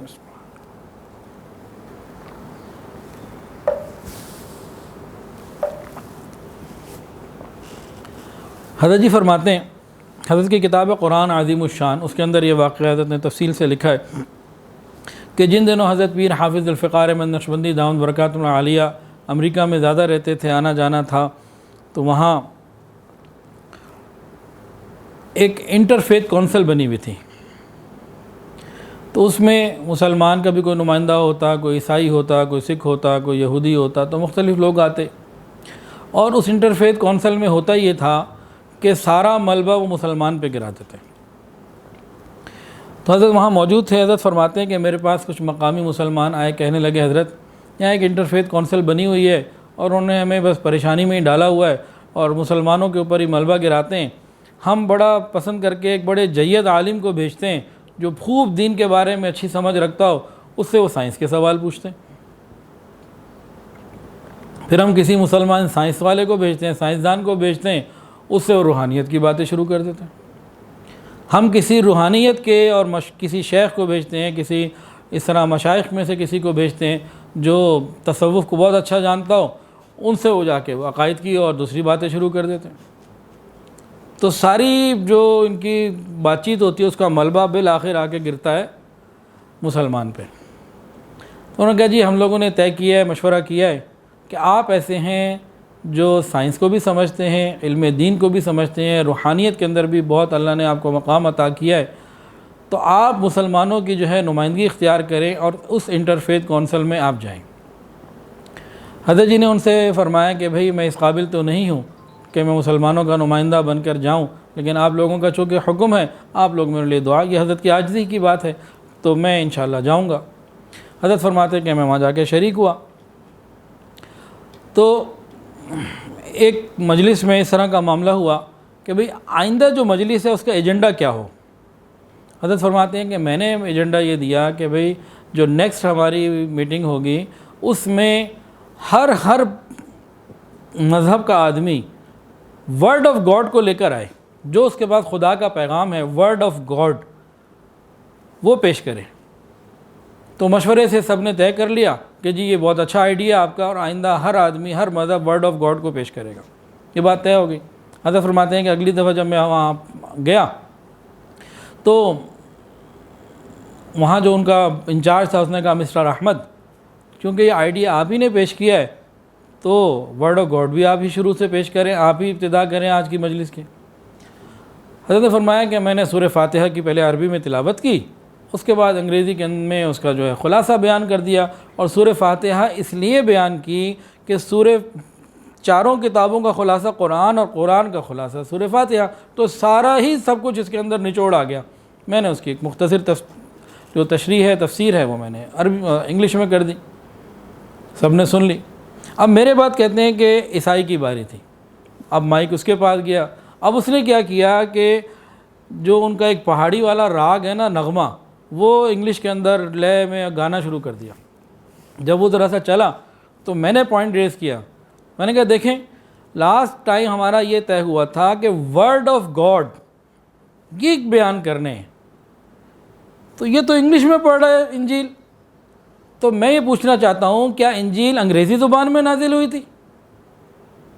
ورڈ آف گاڈ پڑھنے نا، تو یہ تو انگلش میں پڑھ رہے تھے، کیا انجیل انگریزی میں نازل ہوئی تھی؟ حضرت فرماتے ہیں جیسے ہی بات کی پوری محفل میں سانپ سونگ گیا، کوئی بات کرنے والا نہیں، سب چپ، کہ انہیں اب پتہ لگا کہ یہ پھنسے کہاں، اور یہ اب آگے کسی کے پاس بھی کچھ نہیں، کسی کے پاس کچھ نہیں، اب وہ خاموش ہیں۔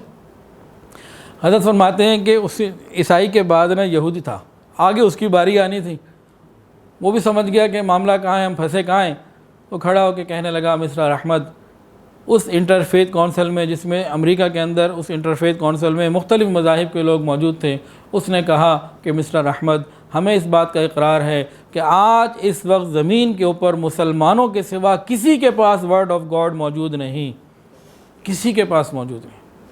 الحمدللہ کتنی بڑی اللہ کی نعمت ہمارے پاس۔ وقت مختصر رہ گیا، جو بات کرنی ہے وہ بھی ضروری ہے، لیکن 3-4 دن پہلے مجھے DHA میں ایک جگہ جانا ہوا، وہاں ایک صاحب سے ملاقات ہو گئی، آدھا گھنٹہ وہ پونا گھنٹہ بات ہی کرتے رہے، اور میں پریشان ہوتا رہا کہ یا اللہ ہماری نسل کا کیا بنے گا۔ ان کا سارا کچھ کہنا یہ تھا کہ قرآن عربی میں نہ پڑھا جائے، بس اردو میں پڑھا جائے، عربی کی ہمیں ضرورت ہی نہیں، یعنی روح ہی نکال دو تو پیچھے مردے میں کیا رہ گیا۔ تو ورڈ آف گاڈ ہمارے پاس موجود ہے اور قیامت تک موجود رہے گا، اس کی حفاظت کا ذمہ اللہ نے لیا ہے۔ دوسرا واقعہ،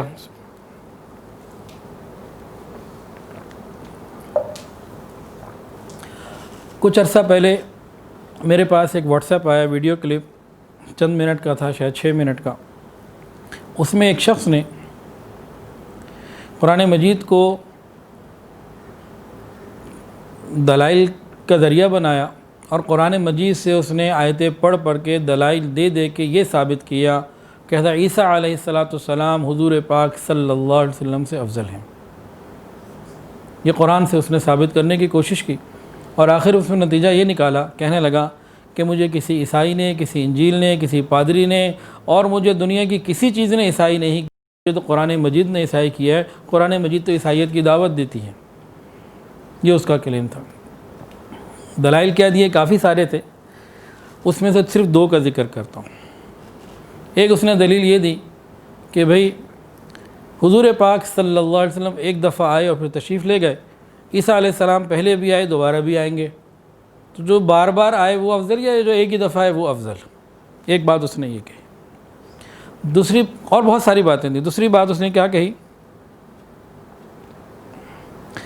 کہ قرآن مجید میں لفظ محمد حضور پاک صلی اللہ علیہ وسلم کا نام نامی اس میں گرامی 4 جگہ پر ہے، فقط صرف 4 جگہ پر، اور عیسیٰ علیہ السلام کا نام عیسیٰ یہ جگہ جگہ پر ہے، یہ بہت زیادہ ہے۔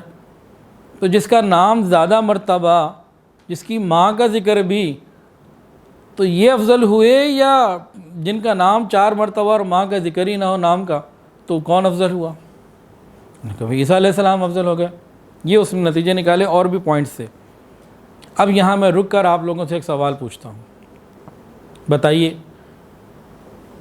واقعتاً قرآن مجید میں حضرت عیسیٰ علیہ السلام کا نام 4 مرتبہ ہے، حضور پاک صلی اللہ علیہ وسلم کا نام 4 مرتبہ، عیسیٰ علیہ السلام کا نام زیادہ ہے۔ اب اس دلیل کو ذرا توڑ کے دکھائیں، بتائیں اس کا، وہ صحیح کہہ رہا ہے کہ غلط کہہ رہا ہے؟ بتائیں۔ اب آپ نے کہا کہ جی وہ صحیح کہہ رہا ہے، میں آپ سے پوچھتا ہوں دلیل سے ثابت کریں، تو دلیل ہو سکتا ہے آپ نہ دے سکیں۔ ہم میں سے جو یہ کہہ رہا ہے، یہ بہت توجہ کی بات ہے، یہ معمولی بات نہیں کرنے لگا، کہ جو شخص یہ کہہ رہا ہے کہ یہ شخص جو بات کر رہا ہے واقعی نبی علیہ السلام کا نام کم مرتبہ، عیسیٰ علیہ السلام کا نام زیادہ مرتبہ، لیکن نتیجہ غلط نکال رہا ہے، اور جو یہ کہہ رہا ہے کہ یہ جھوٹ بول رہا ہے، غلط کہہ رہا ہے، وہ کس بنیاد پر کہہ رہا ہے؟ آپ چیک کر لیجئے گا، یہ وہی کہے گا جس نے علماء کی صحبت پائی ہوگی، علماء سے رابطہ واسطہ ہوگا، تعلق ہوگا۔ عام آدمی اس کا جواب دے ہی نہیں سکتا، اس کے لیے تو ایک عالم کی ضرورت ہے، ایک مفتی کی، دین سمجھنے والے کی ضرورت ہے، وہ اس کا جواب دے سکتا ہے۔ تو اس فتنے سے کیسے بچیں گے؟ یہ ویڈیو اگر ہمارے بچوں نے دیکھ لی اور ہم ان کو علماء کے پاس نہیں لے جاتے، اور ذرا سا بھی شک آ گیا کہ بات تو ٹھیک کہہ رہے، بتائیں ہمارا انجام کیا ہوگا نسلوں کا؟ ایمان کدھر گیا؟ اب ان دونوں باتوں کا جواب لے لیجئے، اس بات کو سنجیدہ لیجئے گا، ذرا سا بھی اس کو ہلکا مت سمجھیے گا۔ یہ جو باطل کہتا ہے نا علماء سے دور رہو، اسی لیے کہتا ہے کہ جدھر مرضی لے جاؤ، کہ وہ قرآن اور حدیث سے نتیجے غلط نکال رہے ہیں۔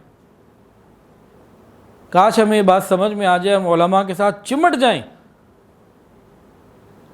اللہ ہماری حفاظت فرمائے، ہمیں ایمان کی قدر کرنے کی توفیق عطا فرمائے۔ اب ان دونوں کے جوابات بھی بہت توجہ کے ساتھ سن لیجئے۔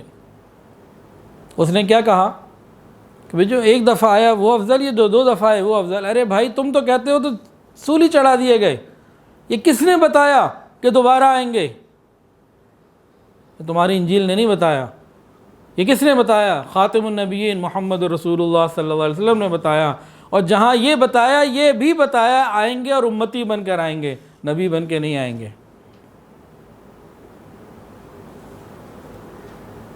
دوسری بات کہ نبی علیہ السلام کا نام 4 مرتبہ، عیسیٰ علیہ السلام کا نام زیادہ مرتبہ، تو وہ افضل ہو گئے۔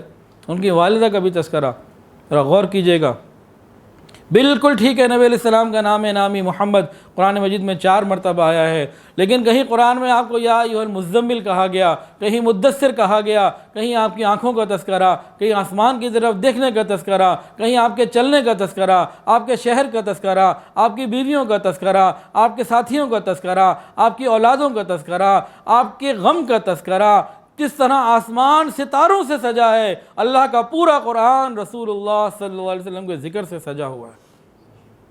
قرآن مجید کے ہر صفحے کے اوپر آپ کو نبی علیہ السلام کی نسبت نظر آئے گی۔ تو ہمیں بہت احتیاط کرنے کی ضرورت ہے۔ حضرت جی بات فرماتے ہیں بہت اہم، کہ ہم یہ دیکھیں ہمارے بچے تعلیم کس سے حاصل کر رہے ہیں۔ حضرت جی فرماتے ہیں اگر کوئی عیسائی قرآن مجید پڑھائے گا ہمارے بچوں کو، وہ قرآن مجید سے بچوں کو عیسائی بنا دے گا، اور اگر کوئی مسلمان ہمارے بچوں کو انجیل پڑھائے گا، وہ انجیل سے تحریف شدہ انجیل سے بھی وہ بچوں کو مسلمان بنا دے گا۔ ہمارے بچے کن اسکولوں میں جا رہے ہیں، کہاں پڑھنے جا رہے ہیں، کیا ہو رہا ہے، اس کے اوپر بہت غور کرنے کی ضرورت ہے۔ اللہ تعالی ہمیں تمام انبیاء کی قدر کرنے کی توفیق عطا فرمائے، اور جو ان کے وارث ہیں علماء، ان کی بھی قدر کرنے کی توفیق عطا فرمائے، اور ان کی خدمت میں بیٹھنے کی اور جان مال وقت دین پہ لگانے کی توفیق عطا فرمائے۔ اچھا، ایک اور اہم معاملہ قربانی کے بارے میں، قربانی کیسے کریں، خود کریں کسی سے کروائیں۔ آج کل آن لائن قربانی کا بھی بڑا زور چل پڑا ہے، کہ آن لائن وہ جانور دکھا دیتے ہیں، بکنگ کر لیتے ہیں۔ تو قربانی میں سب سے بہترین بات یہ ہے کہ اپنے ہاتھوں سے کریں، سب سے بہترین، ہر لحاظ سے بہترین اپنے ہاتھوں سے کریں۔ خود کسی وجہ سے اگر نہیں کر سک رہے تو پھر دیندار، مستند علماء اور ایسے لوگوں کی سرپرستی میں دیں جن کے ہاں دین کی عزت ہو، دین پر عمل ہو، دین کی وقت ہو، دین کو وہ اہمیت دیتے ہوں، جو دین کو سمجھتے ہوں۔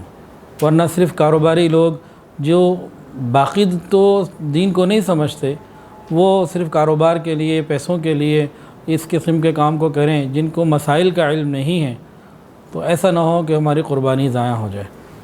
تو بہت احتیاط کی ضرورت ہے، شعائر اللہ ہے، اللہ کا حکم ہے، تو اس حکم کو صحیح طریقے سے پورا کرنے کے لیے مکمل احتیاط کی ضرورت ہے۔ دنیا دار لوگوں کے اوپر جن کے ہاں دین کی وقت نہیں، جن کو نماز کی اور روزے کی اور شرعی معاملات کی جن کے ہاں مقام نہیں، کیفیت نہیں، ان کے اوپر دین کے اتنے بڑے معاملے کے اوپر اعتماد کر لینا، یہ ایک بہت اہم بات ہے، سمجھنے والی بات ہے۔ اس کو سوچیں کہ قیامت کے دن وہ قربانی ہماری کس کھاتے میں ہوگی، بہت سمجھ کی بات ہے۔ بہت احتیاط کے ساتھ اس معاملے کو ہمیں کرنا ہے کہ جو بھی لوگ ہوں وہ اگر واقعتاً دین کی وہاں وقت ہو اور پورے معاملات شریعت کے عین مطابق ہوں تو ہی قربانی ہوگی، ورنہ یہ قربانی جو ہے یہ نہیں ہو پائے گی۔ اللہ تعالیٰ عافیت رکھے۔ وآخر دعوانا ان الحمدللہ رب العالمین۔ ویڈیو کے نیچے سبسکرائب کے بٹن پہ کلک کریں، بیل کے آئیکن پہ کلک کیجئے تاکہ ہر نئی ویڈیو کی نوٹیفیکیشن آپ کو مل جائے۔